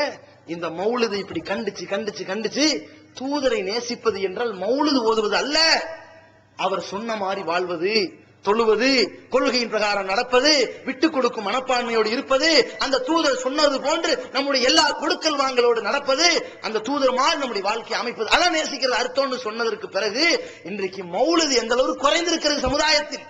சுன்னத்து வல் ஜமாஅத் செங்கோட்டையில் இருக்கிற பள்ளிவாசல், இது டெல்லி இல்ல, திருநெல்வேலி மாவட்ட செங்கோட்டையில் இருக்கிற ஒரு பள்ளிவாசல்ல வீடு வீடா நோட்டீஸ் கொடுத்து மௌலூத் ஓதுற பாவம்னு புரிய வச்சு வீடு வீடா ஊர் மக்கள் கையெழுத்து போட்டு சுன்னத் ஜமாஅத் மக்கள்கிட்ட கொடுத்து இந்த வருஷம் நம்ம பள்ளிவாசல மௌலூத் ஓதுவதற்கு தடை போட சொன்னார்கள். இந்த மாற்றம் ஏற்பட்டது காரணம் என்ன? தீமையை தடுத்தோம். பாக்கியாத்து சாலிகாத் மௌலூத் ஓதுவதற்கு இஸ்லாத்துல ஆதாரம் இல்ல, பாத்தியா ஓதுவதற்கு இஸ்லாத்துல ஆதாரம் இல்ல, கத்தம் ஓதுவதற்கு இஸ்லாத்துல ஆதாரம் இல்லைங்கிற நிலைப்பாட்டுக்கு வந்தார்களே, என்ன காரணம்? இல்லன்னு தெரியுமில்ல, அப்புறம் ஏன் இத்தனை நாளா கண்டுகொள்ளாம இருந்தீங்க? நீங்க கண்டுகொள்ளாம இருந்ததை நாங்க தடுத்தோம். நாங்க தடுத்ததுக்கு பிறகு நீங்க இப்ப இல்லன்னு ஒத்துக்கிட்டீங்க. இதுதான் நாங்க செய்யறோம். நீங்க இல்லன்னு ஃபத்வா கொடுக்கறத நாங்க இல்லன்னு உடைச்சு பேசணும். இதுல என்னங்க தப்பு? அட இது நீங்க வெளிநாட்டுல தொடர்பு உள்ளவங்க தான், இது இல்லங்கிற தெளிவடைஞ்சவங்க தான். அப்ப நாங்க பண்ண ஏன் குழப்பவாதிகள் எங்களை திட்டுறீங்க? இந்த வார்த்தையை சொல்லக்கூடிய எங்களை மறந்துருங்க. நாங்க சொல்லக்கூடிய கொள்கை தப்பான கொள்கையா? அப்ப தூதர் அவர்கள் என்ன செய்வாரோ அதை நாங்க செஞ்சுக்கிட்டு இருக்கிறோம். தூதர் அவர்கள் தீமையிலிருந்து மக்களை தடுப்பார். பரிசுத்தமானவைகளை அனுமதிப்பார். நாங்களும் பரிசுத்தமானவைகளை சாப்பிடுங்க, பரிசுத்தமான வியாபாரம் பண்ணுங்க, பரிசுத்தமான ஹலாலா சம்பாதிங்க, வட்டியை சம்பாதிக்காதீங்க, பாவத்தை சம்பாதிக்காம தடுக்கிறோம். அந்த தூதர் ஹலால் ஆக்குனத, அந்த தோழர்கள் பிரச்சாரம் செஞ்சதை நாங்க எங்களுக்கு ஹலால் ஆக்குற உரிமை கிடையாது. தூதர் சொன்னதை மட்டும் நாங்க சொல்லிக்கிட்டு இருக்கிறோம். தூதர் எதை ஹராமாக்கினாரோ அதையும் நாங்க ஹராமாக்கிட்டு இருக்கோம். அது ஹராம் ஆக்கினதை எடுத்து சொல்லிக்கிட்டு இருக்கிறோம். நாங்களா ஒரு பொருள் எல்லாம் ஹராமாக்க இயலாது. அல்லாஹ் ஹராமாக்கின ஒன்றை மட்டும் தூதர் ஹராமாக்கி இருக்கிறார். ஹராம் என்று சொன்னார், அதை நாங்களும் ஹராம் என்று சொல்லிக் கொண்டிருக்கிறோம். மது குடிக்காதன்னு பேசுறோம், வட்டி வாங்காதன்னு பேசுறோம். நீங்க என்ன சொல்றீங்கன்னா கரண்ட் வண்டி கூடாது, கந்து வட்டி கூடுன்னு தத்துவம் பேசுறீங்க. 100 ரூபாய்க்கு 2 ரூபாய் வட்டி வாங்குறது ஹலாலு, 1000 ரூபாய் தான் வட்டி வாங்குறது கூடாது, இப்படிலாம் தத்துவம் பேசுறாங்க. பெரிய மாநாடு, தீனை நிலைநாட்டுங்கள், பிரிந்து விடாதீர்கள் அப்படின்னு சொல்லியே ஒரு மாநாடு நடத்தினாங்க. அவன் என்ன பண்றான்டா, 100 ரூபாய்க்கு 10 ரூபாய் வட்டி தான் ஹராம், 3 ரூபாய் வட்டி ஹலால். எப்படி கார் வியாபாரம் நடக்குது? 100 ரூபாய்க்கு 6 ரூபாய் 50 காசு வட்டிக்கு கார் வியாபாரம். யாரு? இஸ்லாமிய மாநாடு. இதான தீமைகளை எல்லாம் அரங்கேற்ற பணிகளை நீங்க செய்வீங்களா? நாங்க செய்ய மாட்டோம். அப்ப ஹராமானவைகளை, பாவங்களை, தீமைகளை இவர் தடுத்தெறிஞ்சார். நாங்கள் தடுத்தெறிஞ்சு கொண்டிருக்கின்றோம். இன்றைக்கு சமுதாயத்தில் பெருமானார் ஸல்லல்லாஹு அலைஹி வஸல்லம் என்ன சொன்னார்கள்? ஒவ்வொரு காலகட்டத்திலும் தூதர்கள் வந்தார்கள். தூதரோடு தோழர்கள் உறுதியோடு இருந்தார்கள். பின்னாடி ஒரு கூட்டம் வரும், ஒரு கூட்டம் வரும். அவர்கள் தன்னை இஷ்டப்படி நடப்பார்கள், நன்மை ஏவவே மாட்டார்கள். அப்படி சொன்னாலும் அதன்படி நடக்கவே மாட்டார்கள். அப்படிப்பட்ட ஒரு காலத்திலே ஃபமன் ஜாஹதஹு பியமீனிஹி ஃபஹுவ மூமின், தீமையை கண்டால், பாவத்தை கண்டால், மார்க்கத்துக்கு முரணானதை கண்டால் யார் அதை கையால் தடுக்கின்றானோ அவன் மூமின், இறை நம்பிக்கையாளன் என்று சொன்னதை நாங்கள் செய்து கொண்டிருக்கிறோம். ஃபமன் ஜாஹதஹு பிலிசானிஹி, யார் தன்னுடைய நாவால் தடுக்கிறானோ ஃபஹுவ மூமின், அவன் இறை நம்பிக்கையாளன். நாவால் தடுக்க வேண்டும், எனவே நாம் இறை நம்பிக்கையாளனாக இருக்க வேண்டும். அதனால இறை நம்பிக்கையாளனாக இருப்பதற்கு நாம நாவால தடுத்துக் கொண்டிருக்கிறோம், அதை நாங்க செய்யறோம். இதுல என்ன தப்பு? அல்லது மனதால் வெறுத்தாவது ஒதுங்க வேண்டும். அல்லாஹ்வுடைய தூதர்கள் சொல்கிறார்கள், மனதால் கூட வெறுத்து ஒதுங்காவிட்டால் பாவத்தை, அல்லாஹ்வுக்கு எதிரான காரியங்களை, வரம்பு மீறல்களை எல்லாம் மனதால் கூட வெறுத்து ஒதுங்காவிட்டால் வலைஸ வராஅ ஸாலிக மினல் ஈமானி ஹப்பத்து ஹர்தல், இவன் உள்ளத்திலே ஈமான் கடுகளவு கூட கிடையாது என்று சொன்னார்களே. அப்படி கூட நாங்க ஆளாயிடக்கூடாது. வரதட்சணை வாங்காதன்னு கடுமையா பேசுவோம், வரதட்சணை கல்யாணத்துக்கு போக மாட்டோம். எங்களால நாவல தடுக்க முடிஞ்சது. அதுக்கப்புறம் அது அரங்கேற்றமாகும் பொழுது மனதால் வெறுத்தொதுங்க முடிஞ்சது. ஆனால் ஒரு கூட்டம் இருக்கிறது, இஸ்லாமியர்களாக இளைஞர்களை உருவாக்க போகிறோம், மிகப்பெரிய தலைமுறையை உருவாக்க போறோம். என்ன பண்றான்டா, இதையெல்லாம் தாண்டி அரசியல குதிச்சு, சாக்கடையில முழுங்கி, அதையெல்லாம் விழுங்கி, இந்த இஸ்லாத்தினுடைய எல்லாத்தையும் மறந்து அதை குழி தோண்டி புதைச்சு நரகத்தினுடைய கங்குகளை தின்னுகிட்டு இருக்கிறான். எப்படி? அனைவருக்கும் இனிய பொங்கல் நல்வாழ்த்துக்கள். எப்படி? இஸ்லாத்திலையும் கிடையாது, எந்த மதத்திலையும் கிடையாது. சூரியனை போய் கடவுள் நினைக்கிறான், மாட்டை போய் கடவுள் நினைக்கிறான், மாட்டை வணங்கலாம் நினைக்கிறான், மாட்டுக்கு நன்றி செலுத்த அதுக்கு புரியும் நினைக்கிறான். இத போய் அனைவருக்கும் பொங்கல் வாழ்த்துக்கள் பானையை போட்டு இவன் அரசியல் ஆதாயத்திற்கு போடுறானே, இவன் முஸ்லீமா? கேட்டா நாங்கள் முஸ்லீம் என்று சொன்னோமா? நீ இஸ்லாம் இல்லப்பா, அதை சொல்லிட்டு போக வேண்டியதானே. எப்படி? ஒரு சிகரெட் டப்பா போகும்போது சிகரெட்டை போட்டு கீழே புகை உடலுக்கு பகை அப்படின்னு போடுறானா சின்னதா? நீ சிறுசா போடுற, நாங்கள் இஸ்லாமியர்கள் அல்ல, அதையும் போட வேண்டியதானே. தேசத்தை நமதாக்குவோம், அரசியலை பொதுவாக்குவோம், இஸ்லாத்தை மறந்து விடுவோம் அப்படின்னு சேர்த்து போட வேண்டியதானே. பிரச்சனை முடிஞ்சு போச்சு இல்ல. நீ இஸ்லாமிய பேரு தாங்கியோன்னு ஒரு ஆட்சியை உண்டாக்குறேன்னு சொல்லிக்கொண்டு இனிய பொங்கல் நல்வாழ்த்துக்கள், விநாயகர் சதுர்த்தி வாழ்த்துக்கள், கிறிஸ்துமஸ் நல்வாழ்த்துக்கள், பெருநாள் நல்வாழ்த்துக்கள், சமத்துவமாமா இது? எப்படி? இந்த கேடுகட்ட பாவங்களை எல்லாம் நாங்க தடுத்துக்கிட்டு இருக்கிறோம், அவங்க செஞ்சுக்கிட்டு இருக்கிறாங்க. யார் நல்லதை செய்யறாங்க நீங்க யோசிச்சுக்கணும். அதுக்கப்புறம் என்ன? அல்லாஹ்வுடைய தூதரவர்கள் செய்த இன்னொரு பணி, வயலவ் அன்ஹும் இஸ்ரஹும், மக்களுடைய துன்பங்கள், துயரங்கள், வல் அகலால் அல்லத்தி கானத் அலைஹிம், அவர்களுடைய அந்த உரிமை மீட்பு பிரச்சனைகள், கொடுமைகள். மக்கள் துன்பப்படும் பொழுது, பாதிப்புக்கு உள்ளாக்கப்படும் பொழுது உடனடியாக அந்த பாதிப்பிலிருந்து அவர்களை நீக்க வேண்டும். துன்பப்படும் பொழுது துன்பத்திலிருந்து துயர் துடைக்க வேண்டும். நம்ம நாட்டுல எவ்வளவு வட்டியில மூழ்கி இருக்கிறான், எவ்வளவு நோய்வாய்ப்பட்டிருக்கிறான், எவ்வளவு ஏழை குடும்பமா இருக்கிறான், அவனுக்கு உதவி செய்யணுங்கிற மனப்பக்குவத்துல எந்த இஸ்லாமிய அமைப்பாவது முன் வந்துச்சா? நம்மளை திட்டுறதுக்குன்னே பல அமைப்பு இருக்காங்களே தவிர, நாங்க திட்டுறோம், பிரிவினைவாதம் பண்றோம், குழப்பம் பண்றோம், இப்படி நம்மள புறம் பேசுறதுக்குன்னே இருக்காங்களே தவிர, நாங்க செஞ்சதுனால செஞ்சுட்டு திட்ட வேண்டியதானே. என்ன செஞ்சோம்? பாதிப்பு ஏற்படும் பொழுது ரெண்டு வகையான பாதிப்பு சொல்றேன். இயற்கை பாதிப்புகளாகவோ, அவன் குடும்பத்தில் ஏற்பட்ட கஷ்டத்தின் பாதிப்புகளாக வரும் பொழுது அந்த கஷ்டத்திலிருந்து அவங்களை துடைக்கணுமே. சுனாமி ஏற்படுகிறது, மதம் தாண்டி அழிவு, எல்லாரும் மரணிக்கிறார்கள். ஓடி சென்று கரம் சேற்று அதற்காக வேண்டி நாடு முழுவதும் வசூல் பண்ணி அவர்களுக்கு தேவையான உணவுகள் காசாக, பணமாக, அந்த மீன் பிடிப்பதற்கான தொழில் முகமாக அமைத்து கொடுத்தோமே. அரசாங்கம் மாறி உடனே வேலை செஞ்சோமே. என்ன காரணம்? என்ன? எங்களுக்கு பெரிய ஆதாயத்துக்கா? எங்களோடு இன்னொரு சில பேர் வேலை செய்தார்கள், காசை திருடி விட்டு முழுங்கி விட்டார்கள். என்னடா ஆச்சு? சுனாமியில செத்தவனுக்கும் அதுல அடிபட்டவனுக்கு என்னடா கொடுத்தீங்க? அடிபட்ட சுனாமிக்காக இனிமேல் சுனாமி வராமல் இருப்பதற்கு ஒரு செவுறு கட்ட போகிறோம் என்று அரசியல்வாதி மாதிரியே நாடகம் ஆடிட்டு போயிட்டாங்க. இப்படி நாம என்ன பண்றோம்? எதற்கு வசூல் பண்ணோமோ அதற்கு செலவு பண்ணணும். வசூல் பண்ணோம், சுனாமி பாதிக்கப்படும் அள்ளி கொடுத்தோம். கரெக்டா கணக்கு காட்டணும். இந்தா இத்தனை கோடி ரூபாய் கரெக்டா கொடுத்துட்டோம், இத்தனை பேர் கொடுத்துருக்கிறோம், இவ்வளவு பயனடைஞ்சிருக்கிறான், இத்தனை பேர் சாப்பாடு இருக்கான், இத்தனை பேர் பொருளா கொடுத்தோம், இத்தனை ரூபாய் பணமா கொடுத்தோம், கரெக்டா முடிஞ்சு போச்சு கணக்கு. வெளியிட்டமா இல்லையா? இவன் என்ன பண்றான்? இனிமேல் ஒரு காலத்தில் சுனாமி வராமல் இருப்பதற்கு அரசாங்கம் பார்க்கணும். வந்ததுக்கு 1000 பேர் பார்ப்பாங்க. அப்படி பார்க்கும்போது நீனும் சேர்ந்து பார்க்கிற, அரசாங்கம் இனிமேல் வரக்கூடியது பார்க்கணுமே, அதை நீ அரசாங்கத்தில் முறையிடுங்க. இவன் என்ன பண்றான்டா, இனிமேல் வராமல் இருப்பதற்கு சுவர் கட்டுறதுக்கு நாங்க யோசிச்சுக்கிட்டு இருக்கிறோம்டா. அப்படி சுனாமி திருடுவதற்கு ஆதாயம் தேடுகிறார்கள். அவங்க அரசியல்வாதிகள் எதையும் செய்வாங்க, சீட்டுக்காண்டி பள்ளி இழிச்சுக்கிட்டு எங்கேயும் போவார்கள். நாம அப்படி போக மாட்டோம். நாம ஏன் இதை செய்யறோம்? இன்னைக்கு நாம அறிவிச்சிருக்கிறோம், கிட்னி ஃபெயிலியர் ஆனவர்கள் டயாலிசிஸ் செய்வதற்கு மாசத்துக்கு 10,000 ரூபாய் செலவு கஷ்டப்பட்டு கிடக்கிறான். குடும்பத்துல கஷ்டப்பட்டுக்கிட்டு இருக்கிறான். வருஷத்துக்கு 1,20,000 தேவை. விளம்பரம் பண்ணி தமிழ்நாட்டில் யாரெல்லாம் கிட்னி பாதிப்பு ஏற்பட்டு டயாலிசிஸ் செய்யணும் அத்தனை பேர் வாங்க, யாரெல்லாம் இவனுக்கு உதவி செய்யறானோ நீனு வா குடு, இதன் முறையை செய்வோம். செஞ்சுக்கிட்டு இருக்கிறோம்ல, ஏன் செய்யறோம்? அல்லாஹ்வுடைய தூதர்கள் செய்தார்கள். பாதிக்கப்படுகிற சமுதாயம் கூட்டம் கூட்டமா ஓடி வந்த உடனே இவர்களுக்காக வேண்டி அள்ளி கொடுங்க. எல்லாரும் பேரிச்சங்களை அள்ளி போட்டாங்க, பேரிச்சம் பழங்களை போட்டாங்க, கோதுமைகளை கொட்டினாங்க, ஆடைகளை கொட்டினாங்க. அன்றைக்கு அதை செய்தார்கள். அல்லாஹ்வுடைய தூதர் அதை வாங்கி கொடுத்தார்கள். இன்றைக்கு நாங்க இதை செய்யறோம், இதை வாங்கி கொடுக்கிறோம். இது தப்பா தெரியுதா? இது குழப்பமா தெரியுதா? இது பிரிவினையா தெரியுதா உங்களுக்கு? நாங்க என்ன பாவம் பண்ணிட்டோம்? அட வட்டி இல்லா கடன் ஊருக்கு அமைக்கிறோம். வட்டி இல்லா கடன். உனக்கு நகை இருக்கா, வந்து அடமான வை, 3 மாசம் 6 மாசம் வச்சுக்கிட்டு போ, 25,000 ரூபாய் கடன் வாங்கு, வட்டி தர வேண்டாம், கரெக்டா பணத்தை கொண்டு வந்து ஒப்பட, நகை வாங்கிட்டு போயிரு. இது நாங்க என்ன பாவமா பண்ணோம்? ஆனா வட்டி இல்லா குடும்பத்துக்கு, அந்த குடும்பத்தை வட்டிங்கிற நரக படுகொலைக்கு போக கூடாதுன்னு தடுத்தமே. ஏன்? எவ்வளவு அணுகும் இஸ்ரகும் இந்த தூதர் அவருடைய கஷ்டத்திலிருந்து நீக்கினார். அந்த தோழர்களும் நீக்குவார்கள், நாங்களும் நீக்கிறதுக்கு இறங்கி இருக்கிறோம். அடுத்து என்ன? பாதிப்பிலிருந்து துயர் துடைக்கணும். எனக்கு முன்னாடி தீர்மானத்தை வாச்சாங்களே, எல்லா தீர்மானம் என்ன? இந்த இஸ்லாமிய சமுதாயம் உலக அளவில் பட்ட பாதிப்புகள், தேசிய அளவில் படுகிற பாதிப்புகள், மாநில அளவில் படுகிற பாதிப்புகள், இந்த ஊரளவில் படுகிற பாதிப்புகள், எப்படிப்பட்ட பிரச்சனை வந்தாலும் அல்லாஹ்வுடைய தூதர்கள் காட்டிய வழி பிரகாரம் அஃதலுல் ஜிஹாதி கலிமத்து ஹக்கின் இந்த சுல்தானின் ஜாயிர், ஜிஹாதுல மிகச்சிறந்தது அழகான ஜிஹாத், அழகான அறப்போர், அநியாயக்காரனுக்கு எதிராக உண்மையை சொல்வது என்று சொன்னார்களே, அதன் பிரகாரம் இந்த ஊர்ல பிரச்சனையா, உங்க உயிருக்கு பிரச்சனையா, உங்க உடைமைக்கு பிரச்சனையா, உங்க மான மரியாதைக்கு பிரச்சனையா, இந்த நாட்டில் முஸ்லிம்களுடைய வாழ்க்கைக்கு பிரச்சனையா, அவனுடைய வாழ்க்கை கேள்விக்குறி ஆக்கப்படும் பொழுது அதற்காக வேண்டி ரோட்டில் நின்று அவனுக்காக வேண்டி போராட கொண்டிருக்கிற இந்த தமிழ்நாடு தௌஹீத் ஜமாத் அவனுடைய உரிமைக்காக வேண்டி காத்துக் கொண்டு நிற்கிறதே, ஏன் இதை செய்து கொண்டிருக்கிறோம்? அந்த தூதர் இதை செய்வார் என்று அல்லாஹ் சொன்னான். தூதரை போன்று இந்த தோழர்களும் செய்கிறார்கள் என்று சொன்னான். இதை போன்று செய்பவர்கள் எல்லாம் முஸ்லிம்கள் வெற்றி பெறுவார்கள் என்று அல்லாஹ் சொன்னான். உலாய்க்குமுல் முஃப்லிஹூன், இவர்கள் தான் வெற்றி பெறுவார்கள் என்று அல்லாஹ் சொன்னான். எனவே நாங்கள் செய்து கொண்டிருக்கிறோம்.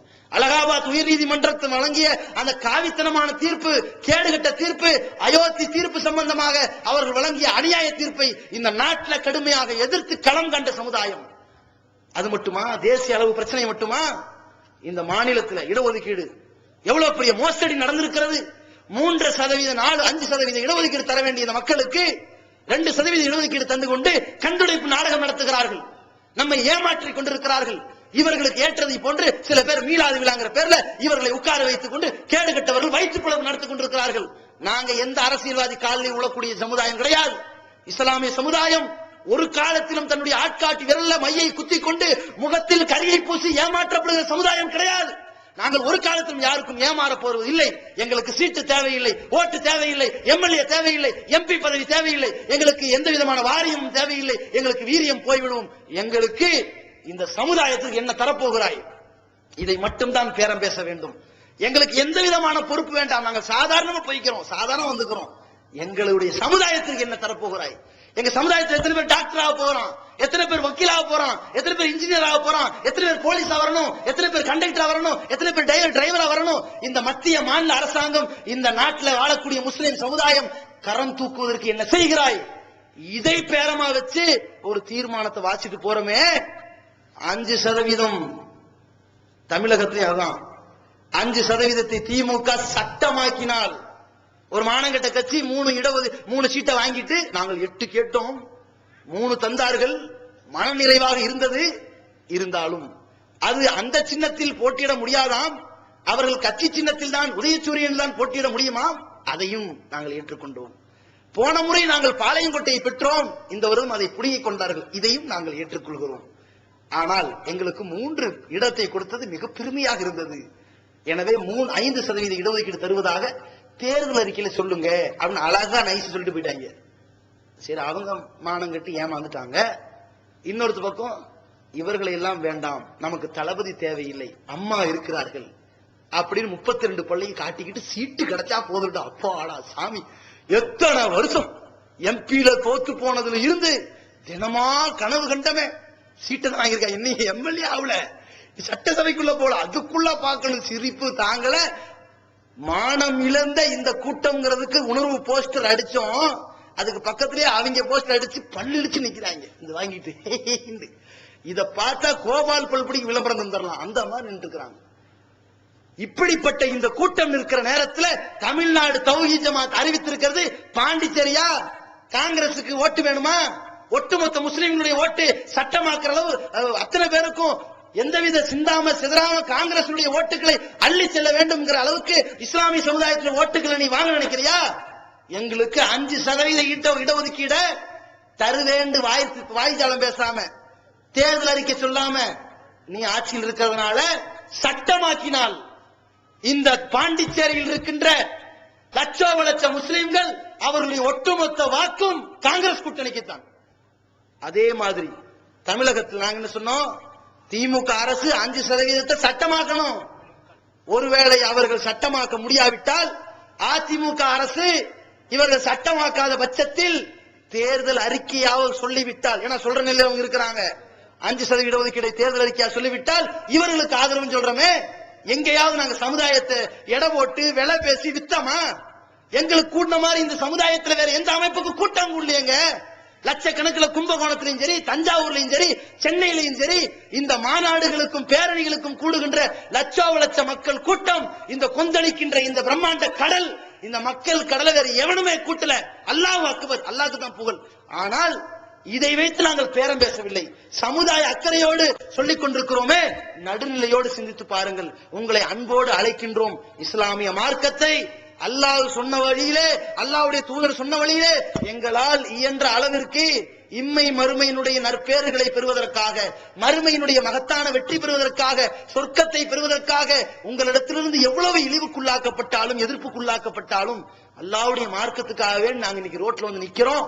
உங்களுக்காக வேண்டிதான் நாங்க போராடுவோம், உங்களுக்காக வேண்டிதான் நாங்க ரத்தத்தை கொடுப்போம், உங்களுக்காக வேண்டிதான் மருத்துவ உதவி செய்வோம், உங்களுக்காக வேண்டிதான் கல்வி உதவி செய்வோம். ஆனா உங்களை நரகத்திலிருந்து காப்பதற்காக அல்லாஹ் சொன்ன இந்த தாவா பணியை நாங்க செய்வோம். அதுல நீங்க எங்களை அடித்தாலும் மிதித்தாலும் சாகடித்தாலும் இந்த கொள்கையை ஒரு காலத்தில் நாங்க காம்ப்ரமைஸ் பண்ண மாட்டோம். இந்த கொள்கை சரி என்று நீங்கள் புரிந்தால், எங்கள் ஜமாத்துடைய நிலைப்பாடு நியாயமானது என்பதை உணர்ந்தால், இதுதான் மறுமை வெற்றிக்கு உன்னதமான வழி என்பதை நீங்கள் மனமுவந்து விளங்கிக் கொண்டால், அல்லாஹ்வுக்காக இந்த ஜமாத்தோடு எங்களுக்கு ஒத்துழையுங்கள். அல்லாஹ் தஆலா அனைவருக்கும் ஈருலகத்தில் மகத்தான வெற்றி அருள் புரிவானாக. வாஹிரு தவானா அல்ஹம்துலில்லாஹி ரப்பில் ஆலமீன். அஸ்ஸலாமு அலைக்கும் வரஹ்மத்துல்லாஹி வபரகாத்துஹு. அல்லாஹ்